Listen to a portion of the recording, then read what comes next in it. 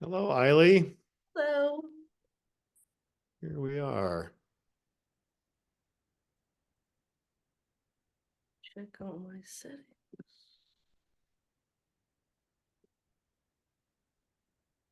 Am I able to present at this point?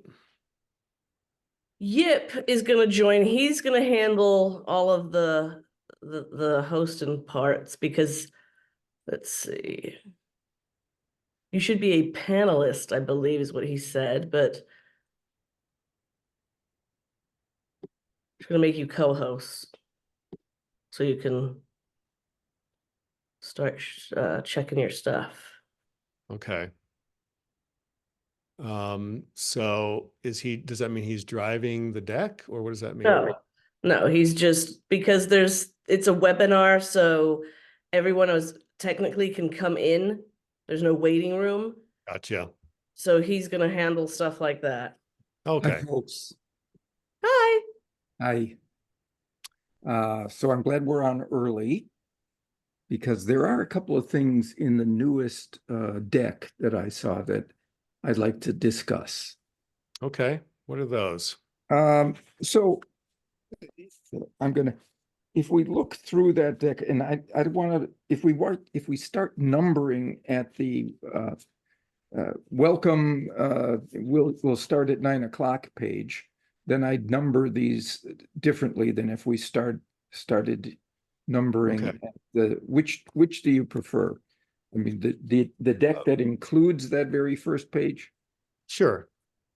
Okay, then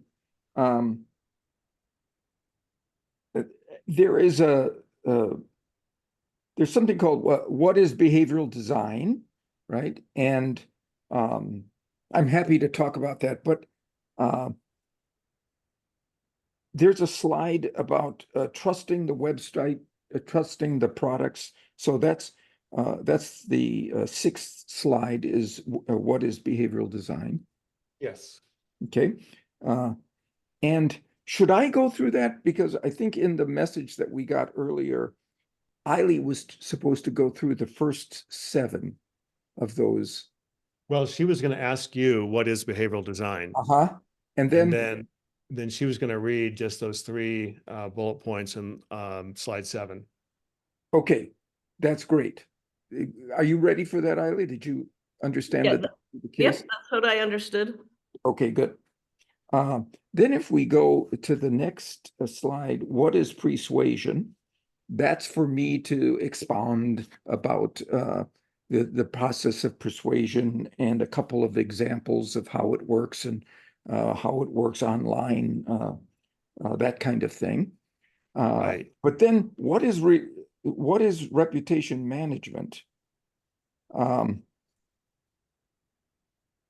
I didn't know that I was responsible for that, or the You're next not. 3 slides. You're not. So you're probably not seeing the notes, Bob. I'm not seeing the notes, right? So the thought was that I would ask you, so Bob, you wrote the book on pre-suasion. Can you explain the principles and how they work Yeah. to ethically influence decision-making? So I was going to ask you some questions. You could, of course, go off in, whatever direction, but I was going to ask you about 3 questions about what is persuasion. I was going to hold up the book. Yeah. You wrote the book on persuasion. Can you tell us what that means? Then I was going to go into what is reputation management. You And would do the that. words, yes, correct. Okay, great, good, because I wasn't ready to do that. I think that's your bailiwick anyway, that's the Right, strength of what you folks do. Okay, so correct. that's DJ. I had that Scott would do that because he picks up next, but that's fine. Well, I actually have the next slide too, so I thought I should just pick that up. I have slide 9, 10, 11, and 12, and then he starts at 13. So that's why I thought it made sense for me just to Yeah, talk about what is yes, reputation yes, management, since I'm doing those 3 slides anyway. exactly right. Okay, there's another one then, similar, and that is if we look at slides 34 and 35, so after my presentation of authority, earned versus borrowed, that would be 33, I believe. 33 is Q&A on my deck, and then Okay, 34 so is 30, versus 34, Department 34. These are two that I'm not familiar with. These next two, they're from Boss. I think Boss was supposed to present those. Yes, so Yeah. we went through those the other day on our little dry run, but those are case studies from Boss's library. So I Yeah. was just going to talk to those and just explain, this is two different studies on authority, and here's the outcomes. So I can That's what talk to I those, hoped. Bob. That's what I hoped. Yeah. Okay, so these problems are disappearing. Okay. And there's one more, which is after social proof, which would be 53 or 52 for you? 53 and 54. I can handle both of those. Yes. The next two, once again, it's, I think, Boss's research. Yes, and I'll handle those. I'm Are familiar you with looking those. at those? Okay, great. I think that does it for me then. Wonderful. Just wanted to I'm be glad sure whose cleared that up. responsibility was assigned. And if I look through everything else, I have no objections or compunctions about moving us through those.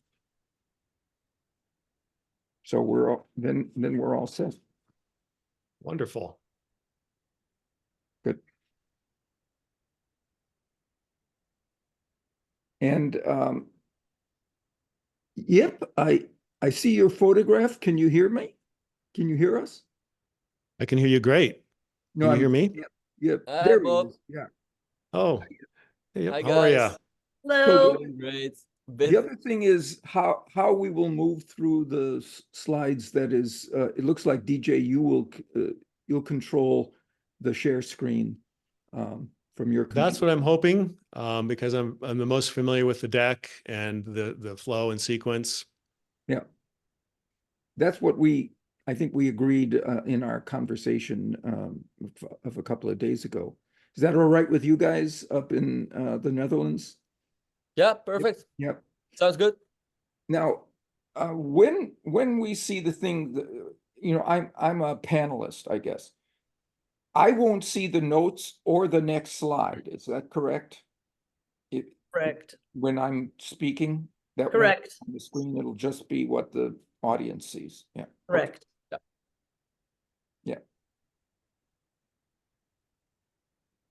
Then I'm done with my questions. And Wonderful. That's great.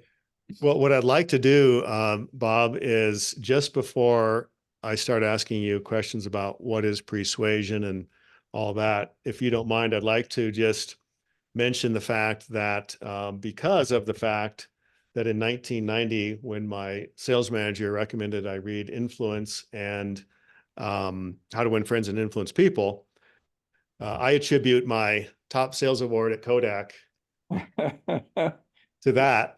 And then I'd like to also mention that, interestingly enough, after 34 years, we're now a certified coach and practitioners from Cialdini. We're the world's first Diamond Cialdini certified marketing agency. We also wrote the book with your cover quote, Reputation King, and created a course, and now have the opportunity to be a keynote speaker at the Influence Amplified conference. Great.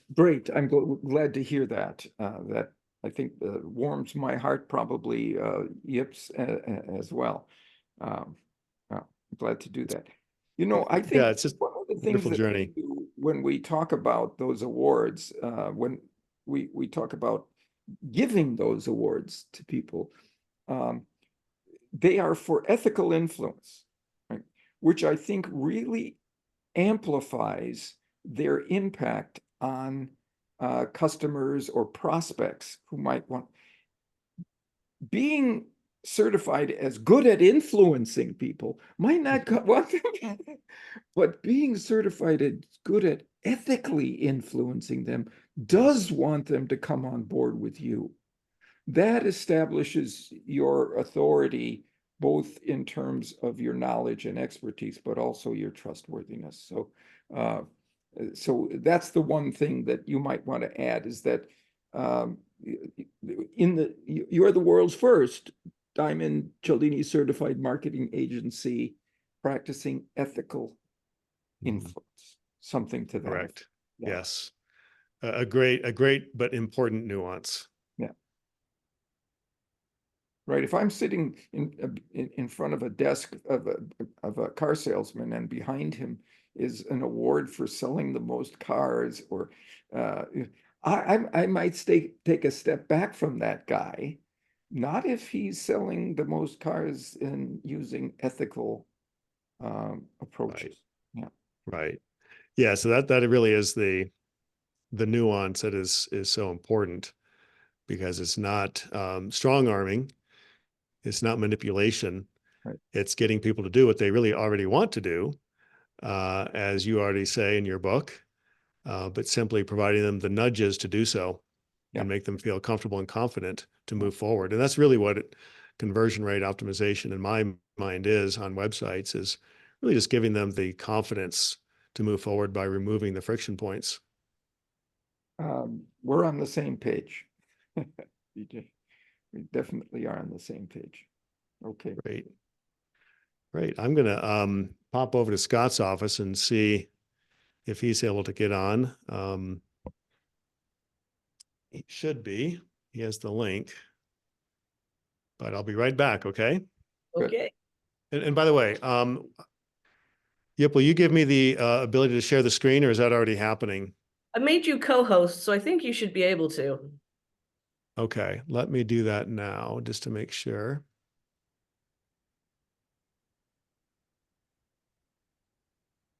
How's that? Perfect. Perfect. Wonderful.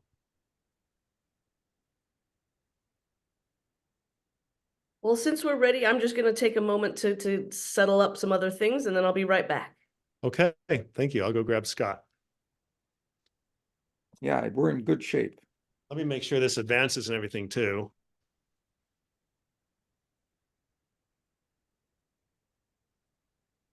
Looks like we're good, right? Yeah. Yeah. Okay. Looking great, DJ. Wonderful. Good. Thank you. So all the builds will work inside this, but we won't get a presenter's view. We won't get the next slide and the notes. That's right. Now, what you can do is you have the link, so you can pull that up on another screen and have that next to you. That's what Scott is doing. So he has the notes on another screen that he can refer to if need be. Okay. Okay. I'll be right back.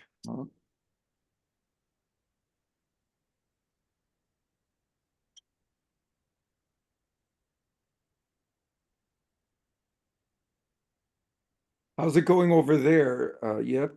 Everything straightened away on the webinar side of things? Yep. We're ready. Almost 1,200 signups for this webinar. So yeah, and all good. Excited. No, that's good news. And yourself? Excited too?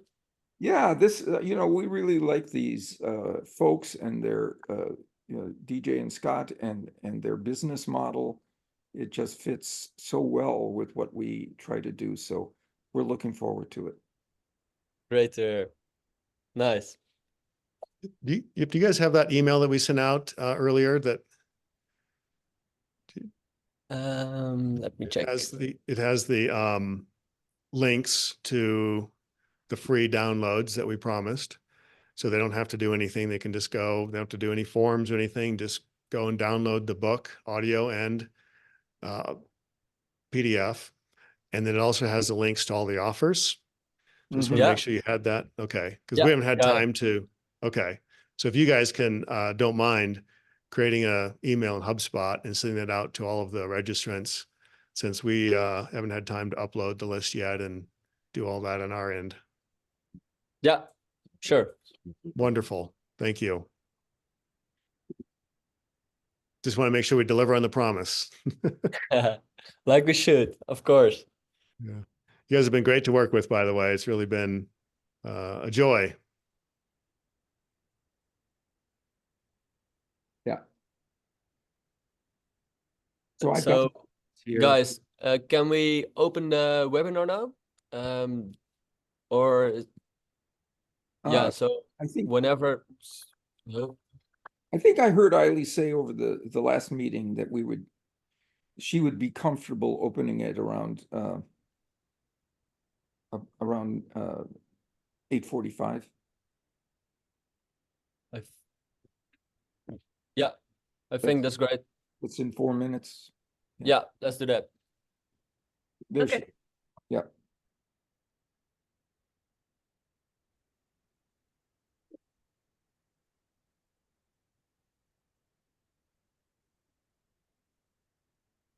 Well, somebody's on.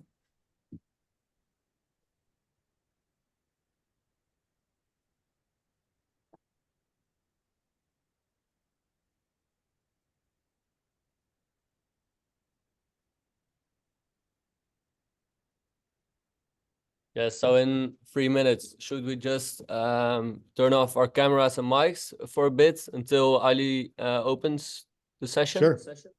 Yeah. Okay. Sounds good.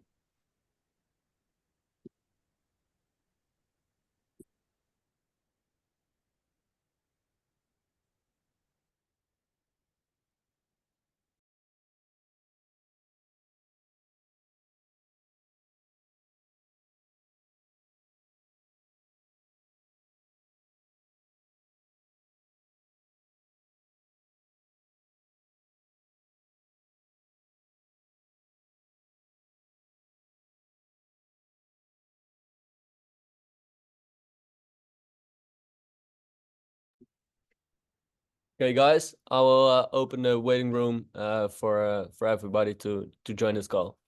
Thank you.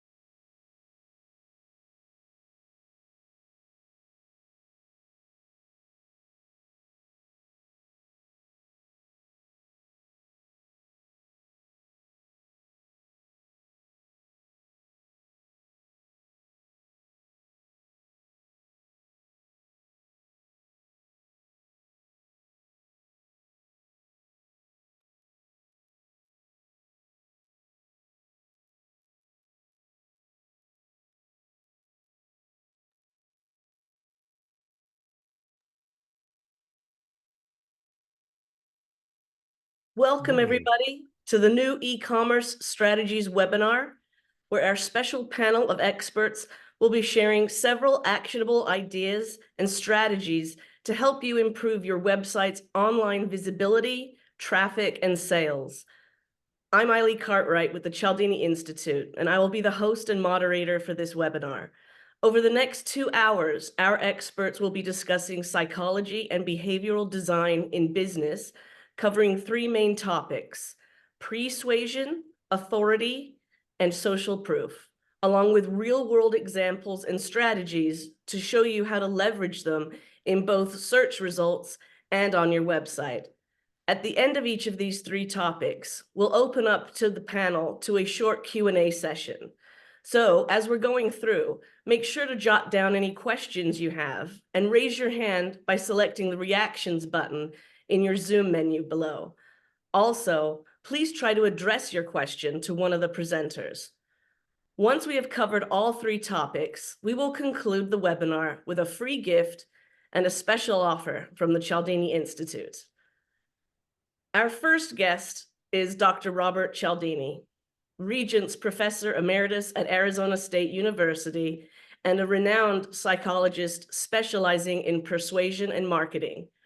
Dr. Cialdini earned his PhD in social psychology from the University of North Carolina and has taught at various institutions, including Stanford University. He is acclaimed for his best-selling book, Influence, The Psychology of Persuasion, which has sold over 5 million copies worldwide, and outlines the key principles of effective persuasion. His profound impact on the field is honored through the Robert B. Cialdini Prize and his election to the National Academy of Sciences in 2019. Please welcome Dr. Robert Cialdini. Hello, I'm very glad to be with you. Wonderful. Thank you, Dr. Cialdini. As a side note, we were originally going to have Bob's business partner, Boss Valters, with us on this webinar. Unfortunately, he is under the weather, but we wish him a speedy recovery. Our next guest is Scott Brandley, founder and CEO of Shopper Approved, one of the oldest, largest, and most trusted online review platforms in the world. Established in 2010, Shopper Approved has helped thousands of e-commerce websites around the world to collect over 200 million reviews and counting. Scott is the founder and CEO of TrustGuard, one of the longest running website security companies online, and has helped to protect thousands of websites and millions of consumers from online threats for over 18 years. He is also co-author of the breakthrough new book, Reputation King: How to Become the Most Trusted Online Brand in Your Industry. Welcome, Scott. It's so nice to have you here. Great to be here. Our final guest is DJ Sprague, CMO of Shopper Approved. DJ has a rich background in enterprise sales, marketing, advertising, and reputation management, working with major brands like Hyundai, Toyota, J.D. Power and Associates, NASCAR, and the Utah Jazz. DJ has earned several accolades, including Speaker of the Year from the Executive Committee. He holds a master's degree in integrated marketing communications with top honors and has multiple certifications in behavioral design and internet marketing. He is also co-author of Reputation King. Welcome, DJ. We're so happy you could join us today. Thanks, Eileen. Really excited to be here. Well, let's get started. We have a lot of exciting things to cover, but before we get too far, Bob, can you please explain what behavioral design is and how it applies to business? Behavioral design is the process of structuring, that is, designing messages and images that include underlying principles of behavior, of persuasion, that move people in our directions, that cause them to be more likely to say yes, to lend assent, to make a decision or a choice in our favor. Now, that goal is fostered by the principles of influence that I cover in my book, Influence, there are 7 of them, and they're designed to increase the likelihood of assent to our messages by including one or another of these 7 principles into your message. The principles are reciprocation, liking, unity, commitment and consistency, scarcity. But the 2 that we're going to focus on, especially today, are authority and social proof, because those are the principles that are most related to reputation management. And that's an overarching context for this webinar. Thank you for explaining that. As we go through this webinar, Bob, Scott, and DJ would like you to consider the 3 critical conversion questions that consumers have when buying online, which are, can I trust this website? Can I trust this product? And can I trust this transaction? Now, you probably think that these questions only apply once a potential customer has landed on your website, but they actually start in the search. Dr. Cialdini calls this pre-suasion. Bob and DJ, I'm going to turn it over to you now to explore this further. Wonderful. Thank you, Eiley. Before we get started with what is pre-suasion, I just wanted to thank you personally, Bob, because back in 1990, 91, when I first started enterprise sales with Eastman Kodak, my sales manager recommended that I read 2 books. One was How to Win Friends and Influence People. The other one, of course, was Influence. And of course, the version I had was the original 1984 version. But I attribute my enterprise sales success and winning the top sales awards from Eastman Kodak, honestly, to the core principles, the soft skills that are taught in Influence. And I know there's been a lot of research and talk these days around people really need to hone their soft skills. And I couldn't agree more. That's really what it comes down to in terms of relationships, communications, sales, marketing. And so I just wanted to give you a shout out for that. It's also interesting to note that just in the past year, we have also become certified coaches, certified practitioners through the Cialdini Institute. And we've also become the world's first Diamond Cialdini certified marketing agency, which is really, really exciting. We've also written this book, Reputation King, with your cover quote, Bob, and we really appreciate that. And we also now have a course on reputation management within the Cialdini Institute.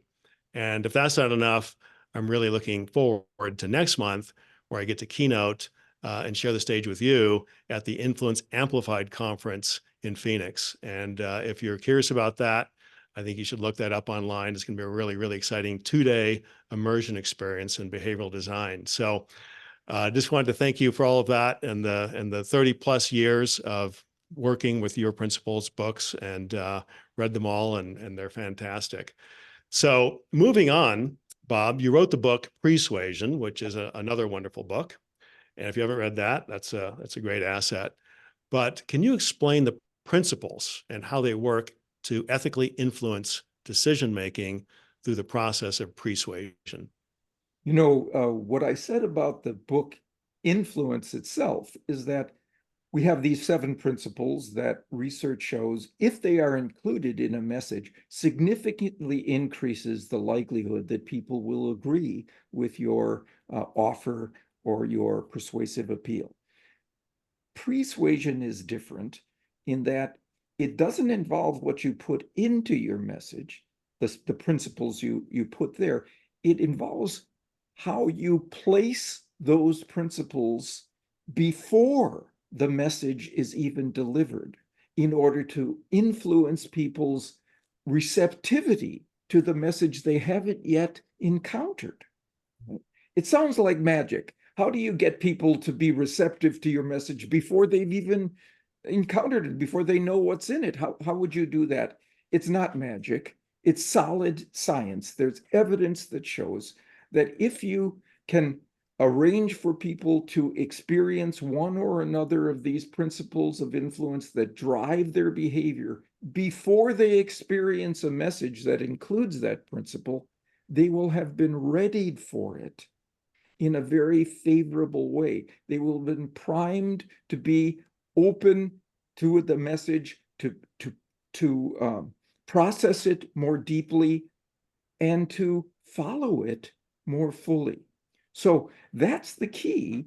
It moves people by arranging for them to be sympathetic to your core features before they even experience them, before you deliver your message itself. Right there. So in your book, you talk about sequence, you talk about context, environment. How do you think that plays out in terms of an online search environment? So you're in Google, you're looking for a product or a brand or a solution, the answer to a question, and you have environment, you have context. How does pre-suasion work within that environment? So a perfect example is what you see about that organization, about that product or service online in various kinds of sites, star ratings and evaluations and Q&A options and so on that you might have. Before you even decide to move into an exploration of the merits of that case, you arrange for people's minds to be attuned with the true principles of influence that might be warranted in that situation, so that they've been readied for it. That's the key, to make them sympathetic to the message before it's delivered, so they're more open to the idea in the first place.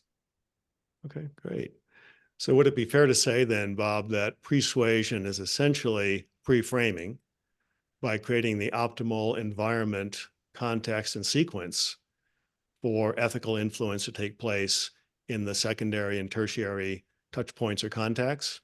Exactly. I mean, when I first wrote my book, Influence, I infiltrated a lot of different influence programs, sales programs, marketing, advertising, public relations, and so on. And I noticed that the top scorers were not those who spent the majority of their time structuring the message that they were delivering. They did that, of course, but what separated them was what they did before they delivered that message, to put at top of consciousness of the audience members the features, the principles that they were going to touch on subsequently. That is what differentiated them from their inferior counterparts, actually. Makes sense. Context is everything, as we say. So that makes sense. Thank you very much. Well, I can Well, give you a couple of examples Yeah. of how this works. I mean, for example, trust is one of the things that, if that's there first, that's an enormously powerful persuasive asset to change. And there's a study that showed, for example, that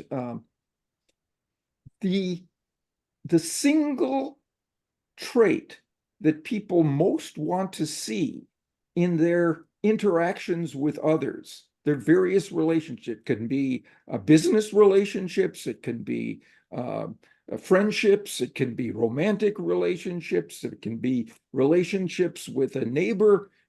They want trustworthiness first. The most thing that they want is trustworthiness. So if we can arrange for them to have trust in what we are going to present before we present it, we have already a big step forward in moving people in that direction. I can give you an example. So, for example, a few years ago, Norwegian Cruise Line had a special program, a holiday sale, where any of their previous cruise visitors, customers, were given a special discount on any cruise during that holiday season, the end of the year holiday season, but it had a limited time. And when you went into the email that everybody received, there was a ticking down clock, a digital clock, as to how quickly you could move in to the, or how quickly you needed to move in before the offer disappeared. Half of the people got that email just like that, like that. The others got in the subject line of the email 2 ticking down clock emojis.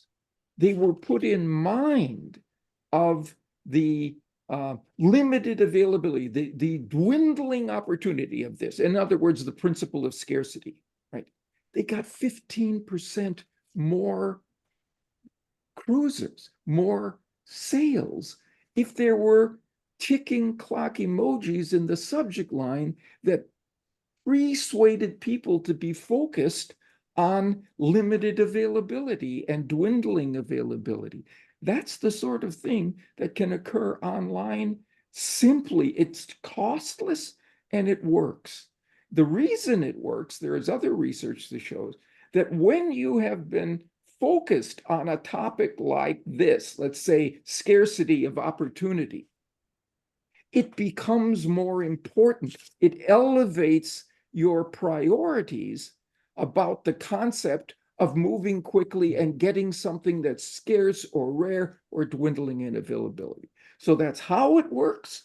It's also why it works, by elevating that principle that you have that you're about to present in mind in terms of its import, in terms of its priority, so that when people then encounter it, they have been readied to spend special time and attention on it.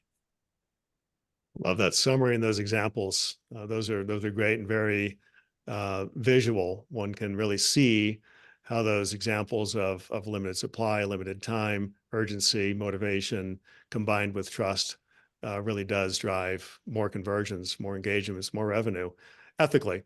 So thank you very much for that. We're now going to talk a little bit about moving into the next subject, which is what is reputation management, because now we've created the context of pre-suasion, and pre-suasion is essentially a subset of reputation management. So our definition of online reputation management is closely related to both pre-suasion and influence. So taking both of your books, pre-suasion and influence, you get reputation management, because creating and managing your reputation is the process of pre-framing how your brand is seen and perceived at every touch point. So in our world, that means displaying your ratings and reviews across the web, not only on your website, but on all the relevant open review platforms and in paid and organic search results. It also means owning as many of the top search results as possible and being seen by your audience as a helpful, trustworthy brand. So that's our interpretation or definition of online reputation management. And that's really how we went about writing our book, Reputation King, based on that premise. That would be a real high-level summary of conceptually what we're trying to do with our strategies on Reputation King and the website reputationking.com. So we're going to talk today about 3 pillars of online persuasion.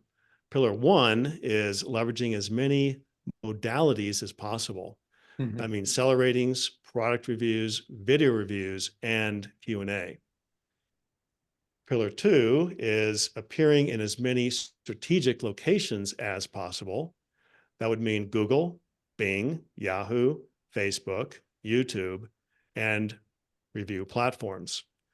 And number 3 would be ranking in search as high and as often as possible. So in advertising, we call that first middle image, FMI, and frequency. So that would mean featured snippets, paid positions, organic positions, people also ask, shopping results, and video results.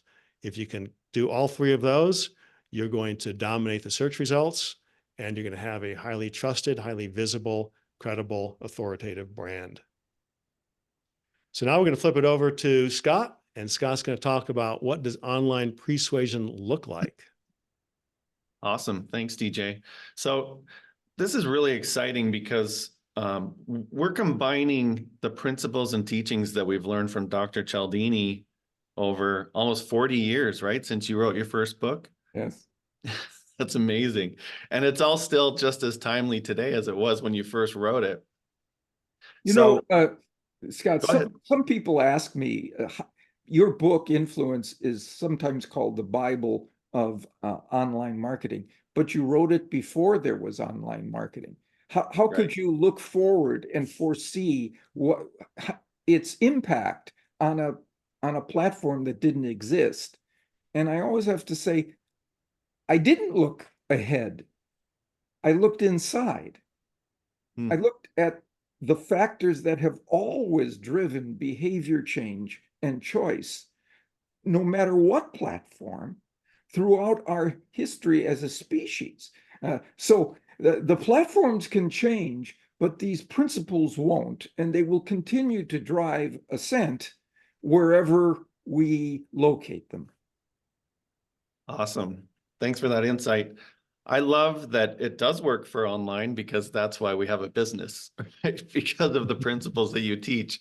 And one of the great things about doing this webinar is we get to learn from you and pull in all of those principles from influence and persuasion. But because DJ and I work on the front lines every day, and we've been doing this for almost 2 decades, we actually get to show you what it looks like in the real world. So it's pretty cool, the two worlds coming together. So What I love about online, it is that you are data people. You have evidence. You have scientifically derived evidence, not just anecdotes and recommendations that come off out of the top of your head or someplace lower, right? right? Yep. Okay, let's jump in here.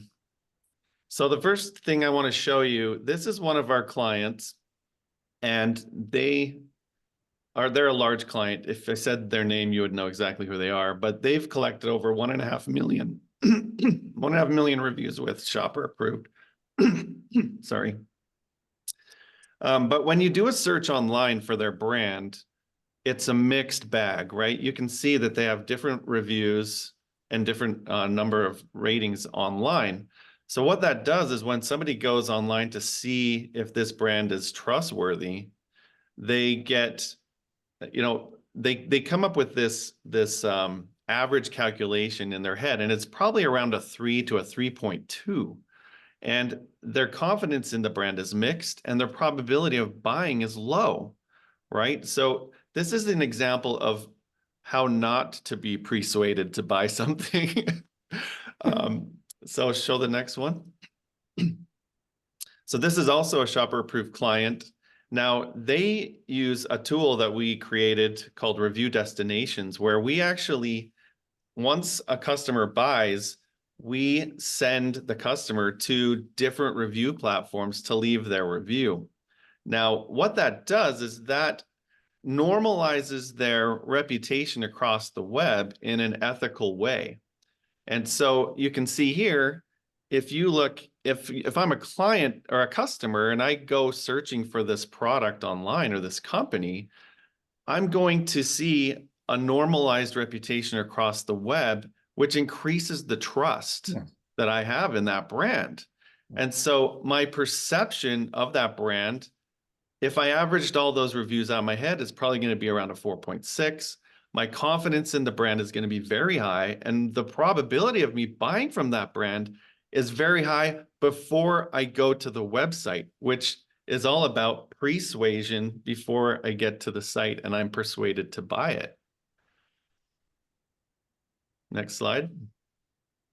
So this is another one of our clients, and I wanted to show you a real current life example here. So this is from March of 2023. This is a $2.3 billion company. And they came to us and they're like, okay, we have a really bad rating on Trustpilot, 1.3. We're like, okay, we can help you with that. Let's plug you into our tool and let's send some of your clients to leave a review on Trustpilot after they buy. So within 6 or 7 months, so I think it was April to November, we sent some of their clients after they bought to Trustpilot to leave a review. And their ratings went from 1.3 to 4.1. So they went from one of the lowest rated companies in their industry to the highest rated company in their industry on Trustpilot in just a matter of a few months. And I mean, can you just imagine if you went there to search this company in March of 2023 to today, which actually this slide is outdated, it's now a 4.2. So your trust and your confidence in that brand is going to go up considerably. And this is what it looks like if you did a search in Google. We wanted to kind of give you a picture of if you're doing a search, you're going to see something like this, right? So this is different review platforms showing, you know, between 4.5 and 4.8 stars. But this is what happens when you send your customers to different review platforms after they buy. And the reason this is important is because what we found is consumers triangulate your reputation online. Let's go to the next slide. I just wanted to mention too, Scott, that it's been studied and statistically quantified that the ideal review rating is between 4.1 and 4.7. Oh, yeah. And that's why it's important that we get that previous client at least to a 4.1. Consumers don't really trust brands with a 5-star rating across the web. They assume it's going to be gamed, manipulated, fake. So 4.7 at the high end, 4.1 at the low end is pretty much that sweet spot. Yeah. Well, and I should also point out that these are completely 100% ethical ratings and reviews from actual customers that have made a purchase from a brand and were just invited to leave a review. There's no incentives or anything, and they can rate whatever they want, whatever their experience is, right? So, okay, so what we did, we love doing surveys to consumers. And so we asked consumers, because we wanted to know how important pre-suasion was and triangulating, if people triangulate a company's reputation before they buy. So we asked some questions and we sent out a survey. So the first one was, when researching a company online, do you check ratings and reviews on multiple review sites? Well, 66% or 2/3 of online consumers say yes. That's important. If you're an online merchant, you need to know that, because if you have bad ratings on some of the review platforms out there, you're in trouble. You're going to be like company A that I showed, right? That had the mixed bag. Next slide. So then we asked, well, if a company has a good overall rating on one site, but a bad overall rating on another one, which one do you trust, right? Is the glass half empty or half full? So we were pleasantly surprised to find that people give companies the benefit of the doubt if there's two platforms, right? So 69%. And so then we asked, well, what happens if they have a good rating on one site, but a bad rating on two sites? Next slide, DJ. So what happened is it flipped, right? So if you have two sites with bad ratings and one with good, 2/3 are going to give the negative reviews the benefit of the doubt. And that goes to social proof, which we'll talk a little bit more about.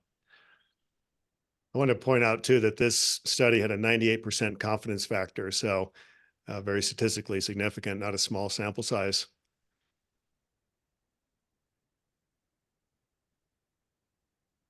All right, so I wanted to show you some real examples of pre-suasion with ratings and reviews. So now we're going to switch to a different modality. We're going to talk about Q&A.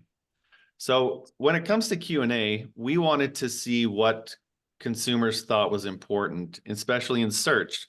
So we asked, so this is another survey we did, and we asked, would a website that answered your questions and showed up at the top of Google search results increase the perceived credibility of that website? And 80% said yes.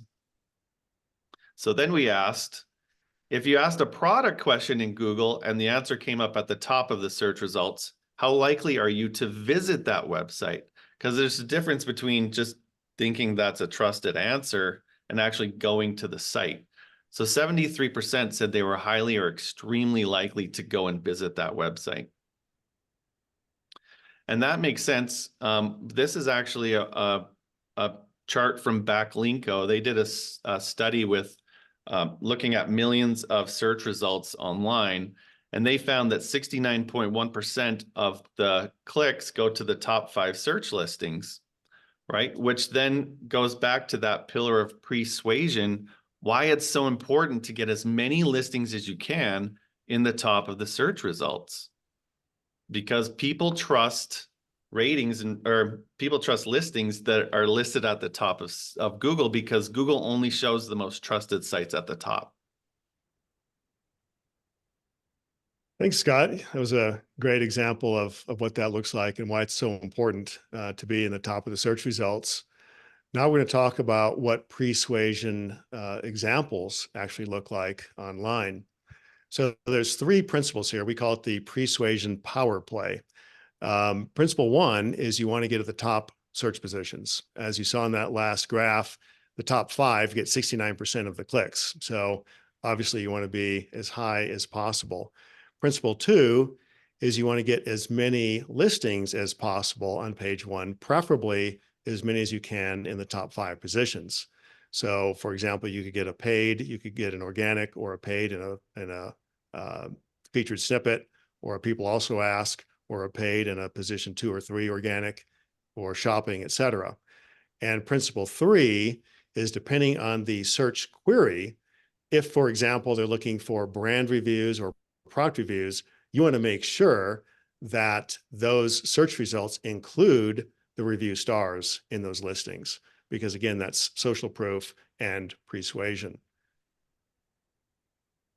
So this is an example, and we're calling this new because this is fairly new for us to be able to send review stars for both seller ratings and product reviews to Bing. We've always been able to do it for Google, but we're one of 2 in the world that can do this for Bing and Google at the same time. So there's your seller ratings showing up in the ads. This is a organic listing, which is powered by the Shopper Approved Review Certificate, which is a search optimized microsite for every client where their seller ratings, product reviews, and video reviews are housed. And then those are fed into the organic and paid search results. This is a wonderful example of a Google Shopping listing. And what you see here is a combination of product reviews and seller ratings. The top quality store icon there is from Google. That's a Google top quality store logo. And that comes from meeting several Google criteria, one of which, and probably the most important, is collecting enough quality rankings for your store through a Google review partner. So really what you have here is 3 trust signals. You have the seller ratings, you have the product reviews, and you have the Google top quality store ranking. This is a fun example. This is really a niche product for a niche audience, and it's an automatic gate opener for rural farmers, etc. And this top video review started with 284 reviews, but now it has 573 reviews in just a year. The second one from Dennis had 348 views in 4 months and now has 1,000. So collectively, they have almost 1,600 views in a year for a super niche product in a super niche market. It just goes to show you that video reviews do very, very well in terms of search engine optimization, engagement, and clicks. And this is another way to obviously capture those top search positions. Well, and the cool thing, This is another new. the cool thing about that, DJ, is that top video is just this random farmer guy. Yeah. You know, Really he's random. got his plaid shirt on, he's got a big bushy beard, and you know, hundreds of people have watched that video and saw him put up this gate thing Opener. but Yeah. he's their client, and he's showing them how much he likes their product. I mean, that's the best type of persuasion you can have. Yeah, absolutely. The videos are very, very convincing, very engaging. This is a new product, and this is AI-assisted Q&A. It's also automatically search optimized Q&A.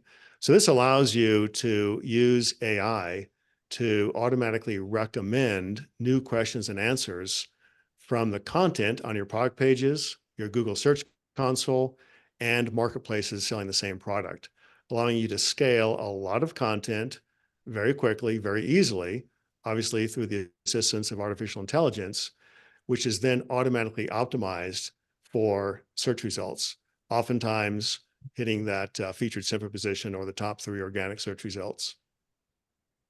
This is an example of a client that's using this tool.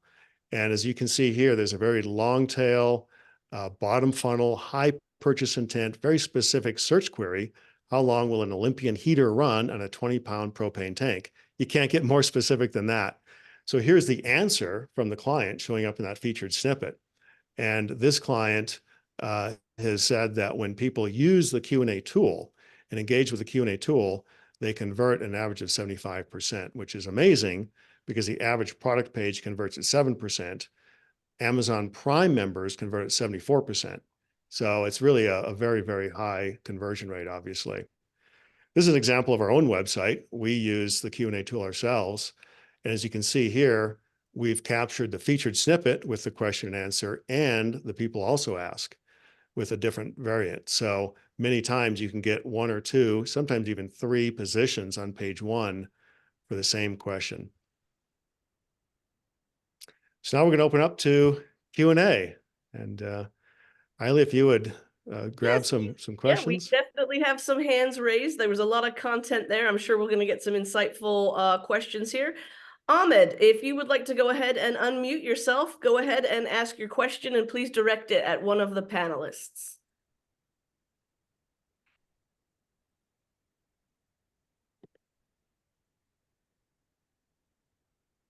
Are you there, Ahmed? All right, we will, okay, allowed it. All right, I think that might have helped Ahmed. Can you, are you able to speak and ask your question?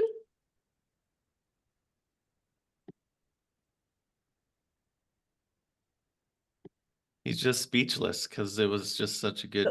So much, so much. All right, well, we will circle back. Uzma, if you would like to go ahead and unmute yourself. Hi, yes, can you hear me? Yes, we can. Thank you for joining us today. Absolutely, thank you for doing this. So I'm not sure who this question is going to be directed to, but for sure the pre-suasion 3 principles sound really good, but they also sound incredibly expensive, right? Saying we want the top spots and all the spots and all the time, ideal, but just curious what your thoughts are in terms of how do you do this cost effectively? Is there any psychological way like that we could do that better? Wonderful question, Uzma. Thank you for that, because obviously that's what everybody would think. So let's start out with one way to get in the top search results for search queries is through search optimized Q&A. And what that does is, as an example with RV upgrades, it's much easier to show up in the top search results for a very, very specific long tail search term than it would be, for example, to say, who sells RV furnaces? That's going to be a much more competitive search term. But you're asking something very, very specific and very granular, what we call a long tail search term, that is automatically optimized through the tool, then it takes care of itself. So you can get a lot of long tail, which is going to be 5, 7, 8 word search terms, much easier and faster than you would what we call a short tail search term, which would be 2 or 3 words. Those are always more competitive. So that's one way you can do it very cost effectively, because it's just the tool. You don't have to spend a lot of money. The other way is through ratings and reviews. So a Google review partner syndicates reviews to Google and Bing. And so when you do a search for abc.com reviews, then your reviews are going to come up in the search results through the search optimized certificate where the reviews live, as well as your own website, because we always advocate that clients build a dedicated review page or subfolder on their website to house those reviews. So the subfolder would be titled reviews. So you've got abc.com/reviews. So that subfolder or that page is going to be optimized automatically for that search term. Of course, the same for products. So when you have reviews for your products and your brand or website that are through a Google and Bing partner, they're going to be optimized for search. So you can get those search results as well. And then of course, Google Shopping, when you have reviews, and especially if you have the top quality store badge, those are going to come up on page 1 as well. Does that answer your question? Not sure if I'm still on mute, but yes, thank you so much. Appreciate it. Wonderful. Thank you. Great question. All right, well, our next question is from Tatiana. Hello to everybody. I don't see myself. I don't know how to switch on the video. That's okay, you can just go ahead and ask your question. Thank you very much for very interesting presentation. It's a lot of new things. I have a question to Dr. Cialdini. And I have a question about presenting ourselves on our website. In one of our Q&A sessions, Dr. Cialdini said that there is a study which says that video presentation, video welcome from the owner or the company, it increases the trust and increases conversion. At the same time, you do not recommend us to present our credential ourselves, and you recommend that somebody else present us. So my question is, what is the best way to present ourselves during this small video presentation? What we should say and what we should never say during this presentation? Thank you very much. Hello, Tatiana. Yes, that you make a good point. What I was talking about in regard to not presenting yourself is never present yourself in person, in a face-to-face interaction, because then you lose credibility. But in an online presentation or a written presentation, you don't have other people to present you. So the best way to do it under those circumstances is a video presentation. Now, what I also say, and we'll get to this later when we talk about the authority principle, you can enhance persuasively your credentials and your expertise if before you even speak, you have testimonials from others about your successes, the quality of what you offer, and who you are, and so on. So before people even get to your video presentation, you should have at the top testimonials that credentialize you before you have to make that presentation about yourself. That way, it's not that you are the only person who is providing this, but if you have to provide this in online manner, I would recommend video over just a written review of your resume. Okay, thank you very much for your reply. Thank you, because I was wondering if I should mention my credential or I should not do it at all, because sometimes you are tempted to talk about your achievements, but somehow it creates a distance with your client. So it's very important to find this middle line between this, not to see as a bolstering person. Well, you can also provide a written description, and then which certifies what you have already done, your experience, your expertise, your credentials, and then you can offer a video introduction to the site and what you have. So in that way, the written part is less face-to-face. It's more authentic, and then follow it with something more conversational and introducing yourself without specifying all of your credentials. Okay, great. Thank you very much. Thank you. That's a great segue. Thank you. Into our next topic, which is authority. So you mentioned the authority principle, Bob. Would you tell us what is the psychology behind authority, and how is that created? How is authority created? Certainly. We live in what is unquestionably the most stimulus-saturated, information-overloaded environment that's ever existed on our planet. We have so many choices. We have so many opportunities, options, and so on that we are presented with, that we have an increase in uncertainty. And people don't like being uncertain before they choose. They want to have evidence of the direction they should move before they actually take that step. And when you are uncertain, you don't look inside yourself for an answer, because all you see is that lack of confidence of what you should do. You look outside, and there's one place that we reliably look for evidence of what we should do next when we are uncertain, and that is the voices of authority.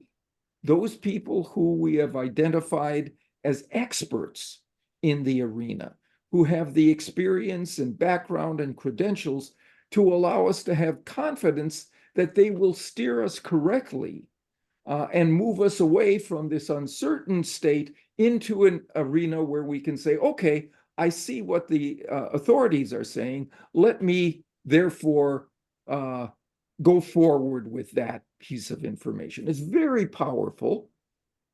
And as you can see from the slide, there are two kinds of authority that we can talk about.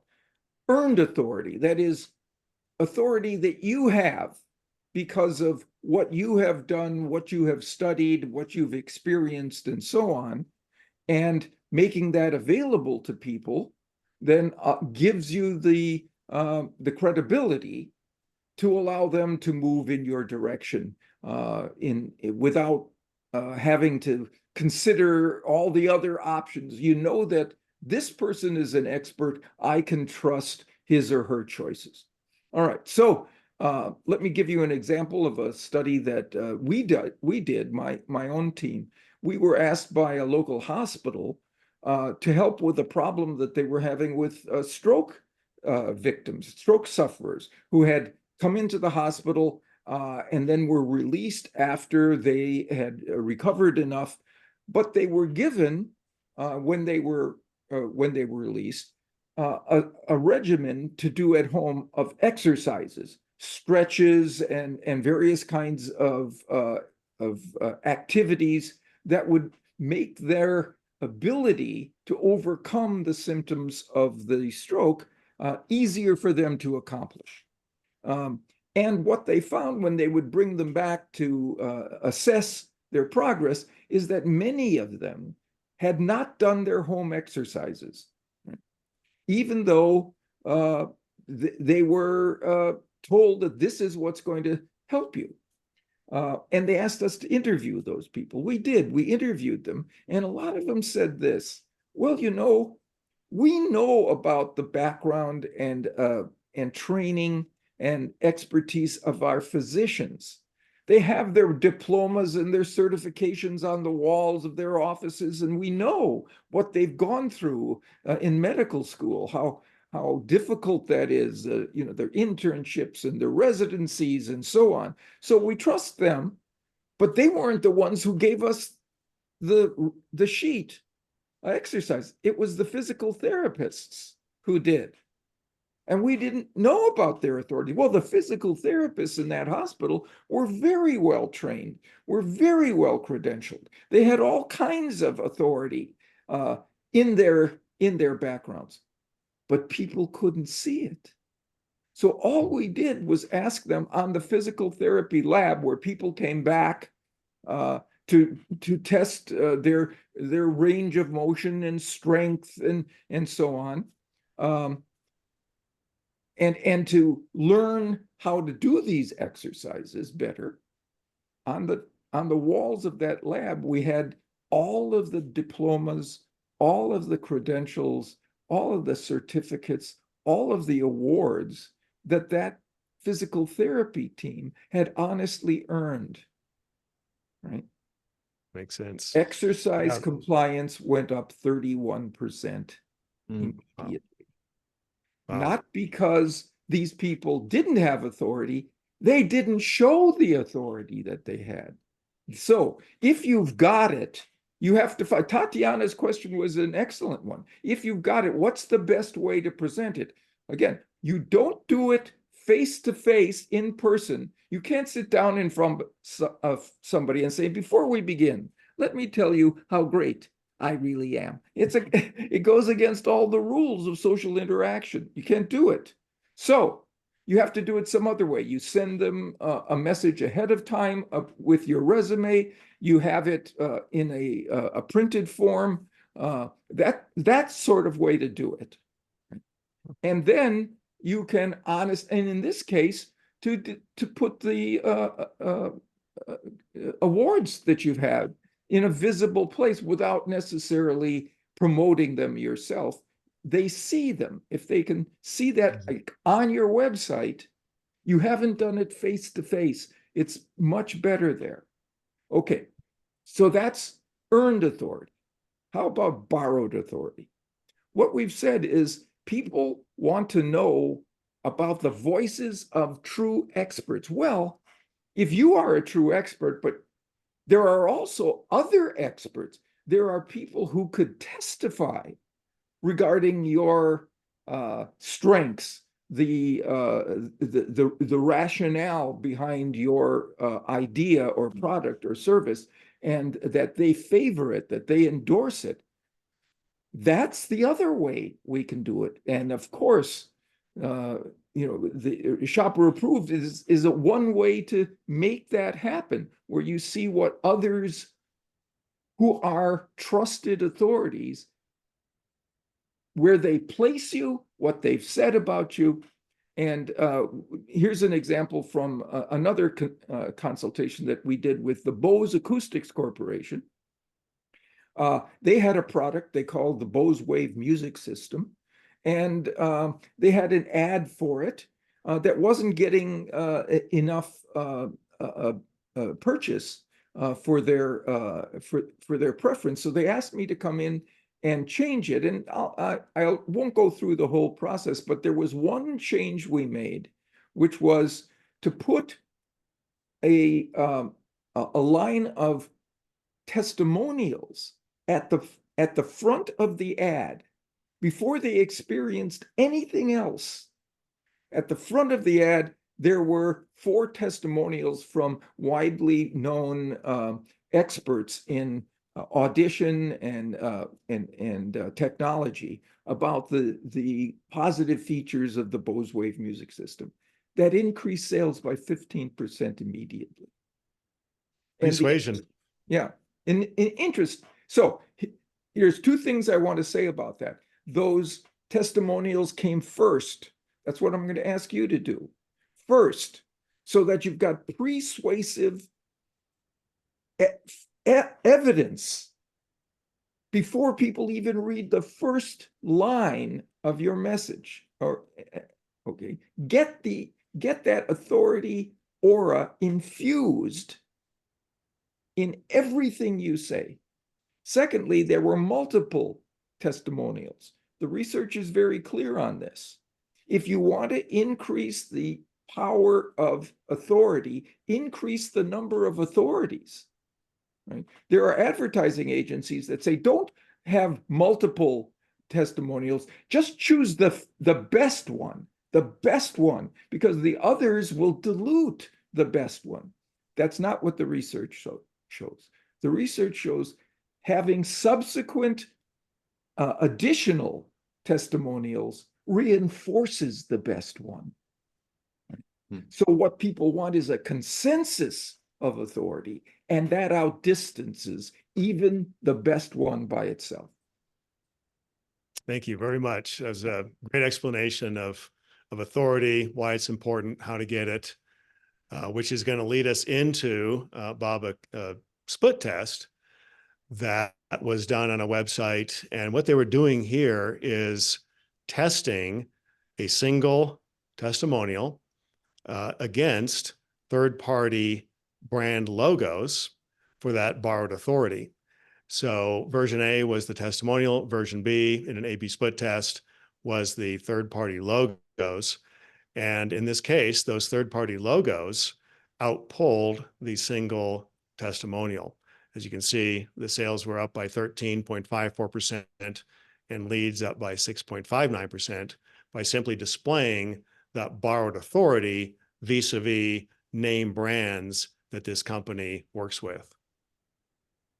Great. Another one, simply put, which you can hardly see there, but there's G2 badges. G2 is a online review platform for technology, software, etc. And they have various awards that they hand out based on the reviews and the feedback that people give about that technology or software. And by simply displaying those third-party borrowed authority badges on their website, they increased leads by 5.35%. So now we're going to roll back to Scott and talk about authority in search and what that looks like. Awesome. So we're going to roll through this pretty quick. I just want to show you a different lens. So when you look at these different slides, think about it from that perspective of mostly borrowed authority. When you're online, you can gain authority like Bose, right? Bose has authority that they've earned over time, but they can still leverage borrowed authority. And typically in your case as an e-commerce merchant, you're leveraging a lot of borrowed authority. And I want you to see that from a different lens. So this is an ad in Google. Even though it's sponsored, it's still at the top of Google. So Google is lending some authority there. Now, it's not as high as if it was in the organic search results, but there is still some borrowed authority from Google. Plus, they're just displaying star ratings and the overall star rating out of 5 and the total number of reviews. That's coming from Google as well. So that's authority. This example is what we talked about before, that shopper approved certificate on our site. So we're actually lending our authority to Betty's and the star ratings and things that we've collected for them. This is an example of Google Business. So this was formerly called Google My Business, but this typically shows up on the right-hand side of a Google search result. And again, this is Google lending authority through the reviews that they've collected for that company. And we can send reviews to Google Business Profile as well as one of those review destination sources to distribute the reviews across the web to get you that authority and search optimization and multiple impressions in search. Right. This is another example of Google Shopping. They do different formats, right? Sometimes it's a comparison chart if multiple brands are selling the same product. But here again, Google's lending their authority behind it. They're showing product reviews and the Google Top Quality Score badge. So again, lending authority. This is our actual shopper proof certificate. If somebody clicks on that listing in Google and they go here, then this is what they're going to see. And there's a breakdown of all the different reviews that have been collected in the types. So that's a lot of authority. And then this one is double. So you've got Google promoting it, and YouTube. So there's two different types of authority being borrowed. Thanks, Scott. So now we're going to talk about what does authority look like on your website. So Scott covered what authority might look like in search results. Now people are going to click on those search results and they're going to go to your website. We like to call this the conversion path. In our mind, the conversion path is creating trust and credibility and removing friction from search to checkout, and then applying behavioral design principles at every step along the way. So authority on your site might be as seen on or seen in TV, radio, print, other websites, review sites, etc. Awards and certificates. Dr. Cialdini talked earlier about earned authority, and awards and certificates are definitely earned authority. Ratings and reviews as well, very important. Expert endorsements, that's going to be borrowed authority, if you will. Helpful content. I'm sure that you've all done some kind of a search for a health-related question, and 9 out of 10 times you're going to get WebMD or the Cleveland Clinic or the Mayo Clinic. And it's because those 3 websites have a lot of helpful content that address most every health-related question or diet-related or supplement-related question you can think of. So we like to say, if you really want to dominate the web and drive more traffic and conversions to your website, your goal should be to become the WebMD of your space by taking an approach of answering the questions that your customers have or have had, or questions you think they will have, and then running those through a search optimized Q&A tool to dominate those page 1 results. And then there's the brand and client logos. We showed you that split test earlier where they showed HBO and Netflix. And because of those brand and client logos, they increased leads and sales. And then the last one would be security logos, having a secure website seal next to your buy now or add to cart. We're all familiar with J.D. Power and Associates and their awards. They've been around since 1968, providing awards primarily originally to the automotive industry. They've now branched out to just about every industry there is. But this is an example of borrowed authority through a third party. And these do very well to create that trust and credibility, as Dr. Cialdini said earlier.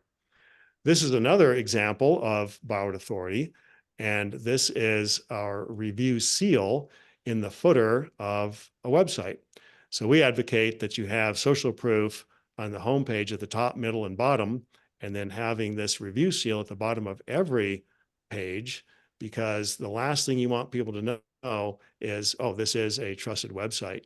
We talked about putting reviews at the top, and Bob talked about that quite a bit. So that's the first thing people see. We call it the first middle image, and then we sandwich that with the last middle image, which is this review seal. So the first thing they see is credibility. The last thing they see is credibility. This is an example of also borrowed or third-party authority by having a secure transaction seal from a third-party website security company to add that additional subconscious sense of security, because nobody wants their credit card information or their personal information stolen. We've mostly been through many, many hacks ourselves, and that's the last thing we want. So that's a great sense of credibility and trust to add. So going back to our methodology that we like to do, as Scott said, we like to do a lot of surveys and research to find out what is moving the market, what makes people tick. So we did another survey and we asked the question, how much more likely are you to buy if a product page has a trusted, secure transaction link next to the Buy Now button? Now, by link, we mean you can actually click on it. It'll show you that this is a third-party trusted security source. And the results came back saying that 74% of the survey respondents were highly or extremely likely to continue the transaction if they saw that secure transaction seal. We also looked at a third-party study done by Conversion Fanatics, which is a conversion rate optimization company out of Austin, Texas. And they did an independent study that found by adding a TrustGuard security seal to the checkout page, they saw a 19% increase in orders, a 28% increase in recurring orders, and a 71% increase in average order value, or AOV. So obviously, by showing that trust and that credibility from a third party where it counts on the product page next to the add to cart or buy now button, increases conversion through ethical persuasion. So it's probably no secret that Amazon still displays a secure transaction seal to this day on their website. Everybody knows Amazon. They know they're trusted, they're credible, they're real, they're legitimate.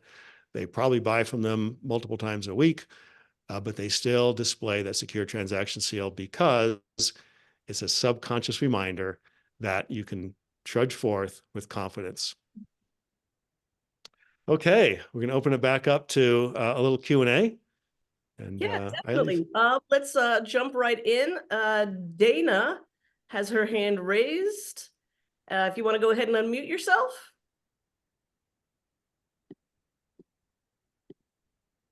There we go.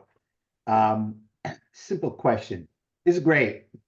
Terrific consumer information. What about B2B? Great question, Dana. It all works the same because the mind works the same. Right? We don't put on a different brain when we start buying for the business or on behalf of a business. We have the same psychology, the same concerns, the same fears, the same motivators. We're looking for the same trust signals. We're looking for a relatively frictionless environment. We're looking for authority, credibility, trust. So great question. But the reality is it's just as effective in a B2B as a B2C or a B2G environment. Do you have any examples of like how you would change? I mean, obviously we're not selling gate openers to farmers, although technically that's a B2B, but you know what I mean? Like it's not an Amazon purchase. It's actually through intermediaries. So we're dealing with the intermediaries. So, you know, how would you how do you kind of press? I get the authority and credibility, but I'm just kind of thinking about, you know, the trust thing, particularly because, you know, B2B buyers, you know, trust becomes very important. I remember years ago, you know, somebody once told me, no one ever got fired for hiring, you know, for buying something from IBM. Well, those days changed, but you get the point. Right. Yeah. Again, going back to thinking about what are the ways we can add credibility, trust, authority. Well, certificates, awards, years in business. McDonald's, what is it? Over 10 billion served. It has no reviews. It doesn't have testimonials. It's just using social proof vis-a-vis over 10 billion served. So they must be credible. Obviously, you can still collect reviews and ratings for a B2B product just as well as a B2C. There's no exclusivity there or limitations. But those are just some ways that you can add credibility and authority through certificates, awards, years in business, how many customers served, using client logos that company has worked with. Those are all great ways to add authority, credibility, and social proof. Bob, would you have something to add to that? Well, I would agree with the first premise that you began with, DJ, and that is you're still dealing with people, and the factors that are levers for influence in people across situations and circumstances. Those still tend to be the ones that pull change in B2B situations as well, I would think, because you're still going to try to pull assent from an individual rather than from that organization as an entity. Yeah, exactly. That's a great question, Dana. Thank you. Much appreciated. We're going to move on, if that's okay, to social proof, and we'll have some more Q&A session at the end. So we're going to move on to the next big question is social proof. And how do you do that? What's the psychology of social proof? And how did you come up with this term, Bob? Because you coined the term social proof in the 1980s, if I'm not mistaken. So where did this whole concept come from? So let me take those questions in order. First of all, what social proof offers us is another way to reduce uncertainty. Remember, we said uncertainty is growing. It's mushrooming because of technology. We have so much choice, so many candidates and options to choose among, and the information that we have is an avalanche of proportion. So we need things to reduce that uncertainty before we choose. And one place we talked about was authorities, the experts. Well, there's another principal place we go to reduce our uncertainty, and that is our peers, the people around us, those people who we can see are choosing or have chosen in a particular direction. Now, the way I came upon the title social proof was to recognize that the old way of thinking about persuasion was to change the proof inside your message, the logic of it, the merit of what it is that you were offering, right? But it was leaving out, that idea was leaving out this whole other reason that people choose, and it's social proof. It's not evidentiary, it's not logic, it's the social environment in which that choice is being made. And we get to reduce our uncertainty when we see our peers doing something. We get to reduce that uncertainty in two optimizing ways. First of all, when there are many of our peers, many others, many of our contemporaries moving in a particular direction.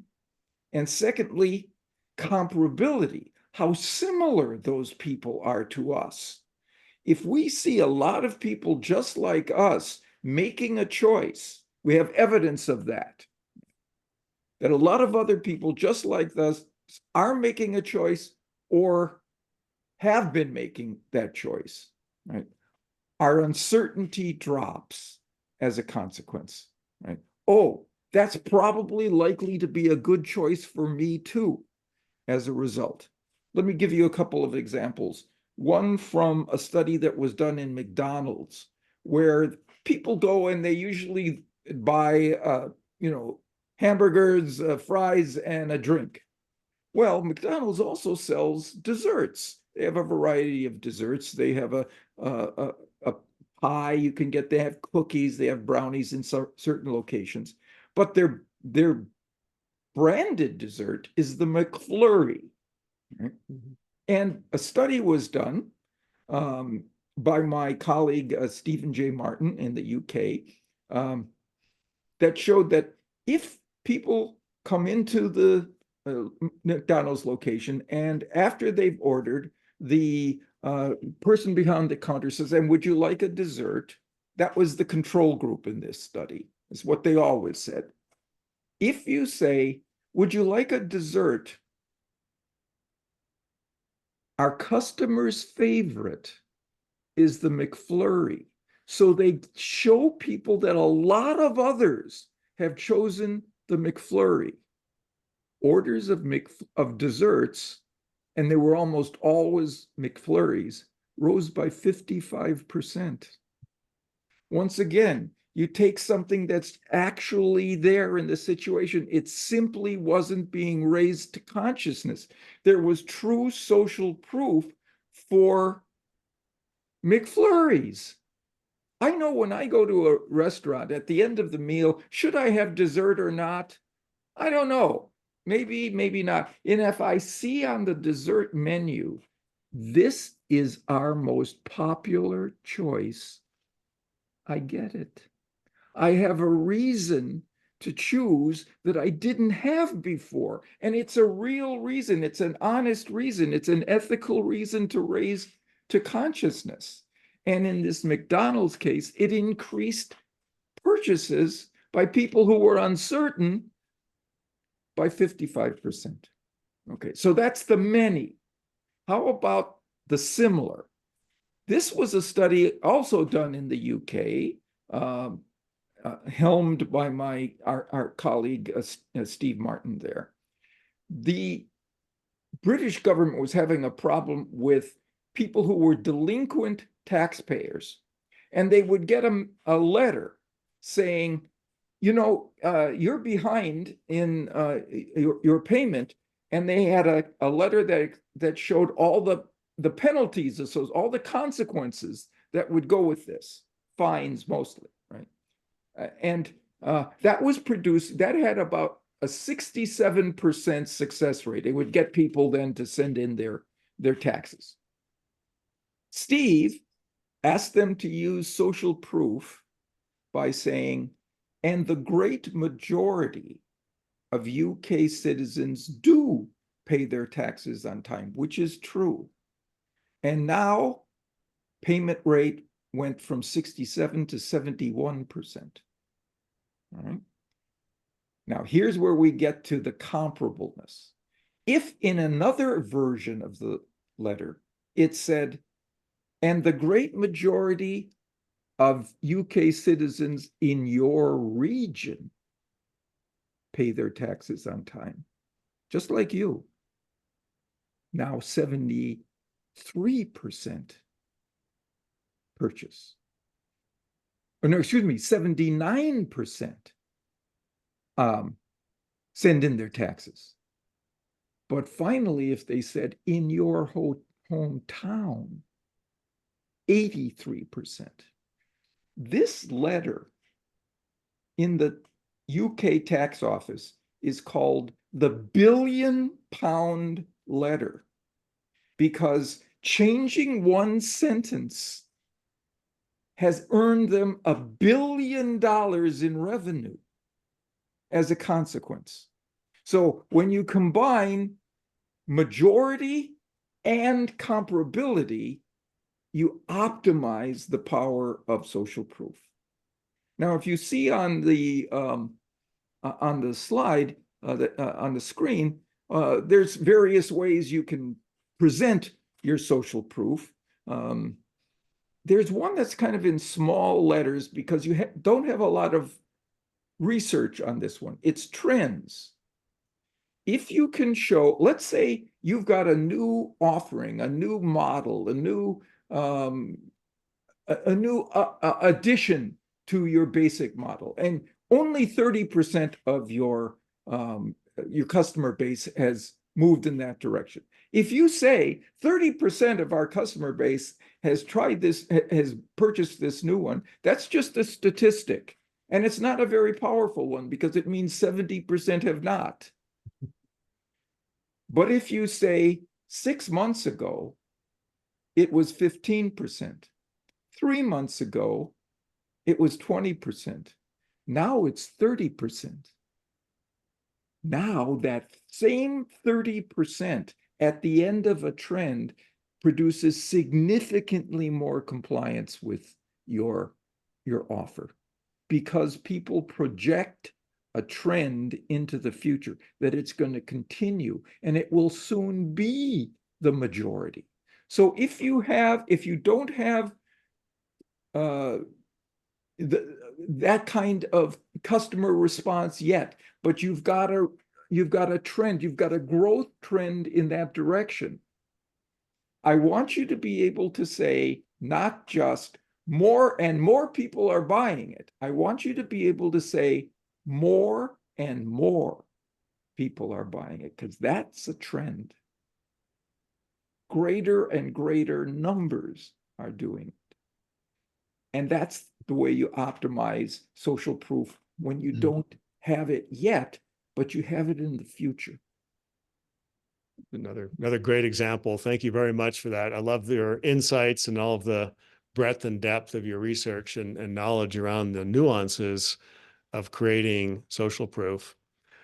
There's Can I say an one more example. thing? I'll say one more thing. What happens if you get a bad review?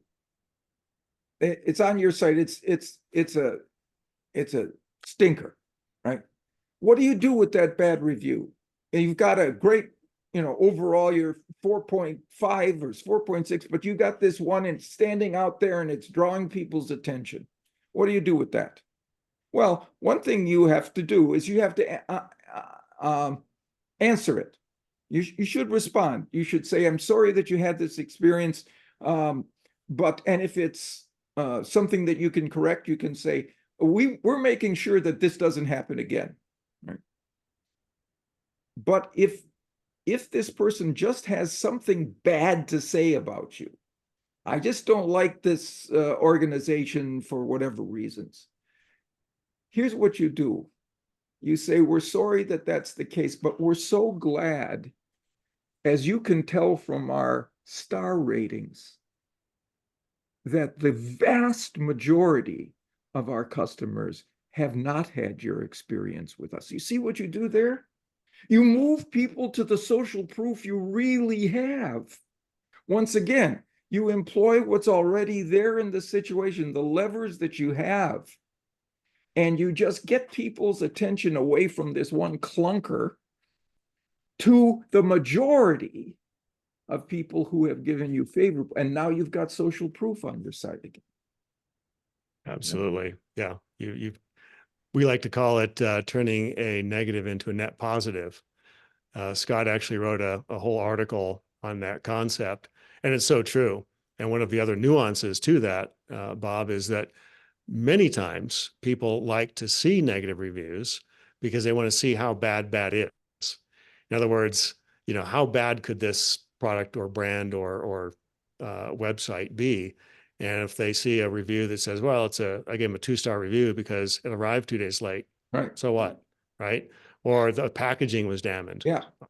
Oh, so what? So you've got to look at the reviews in the context of what it is they're saying.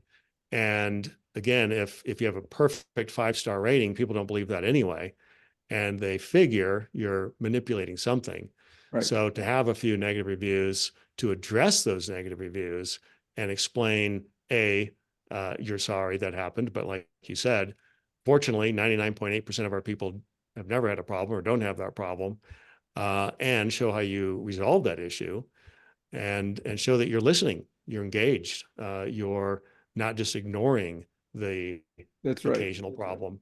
And especially what you said about that you're going to resolve the problem, that you're not going to just sweep it away. There was a study done of the annual reports that CEOs write to their stockholders.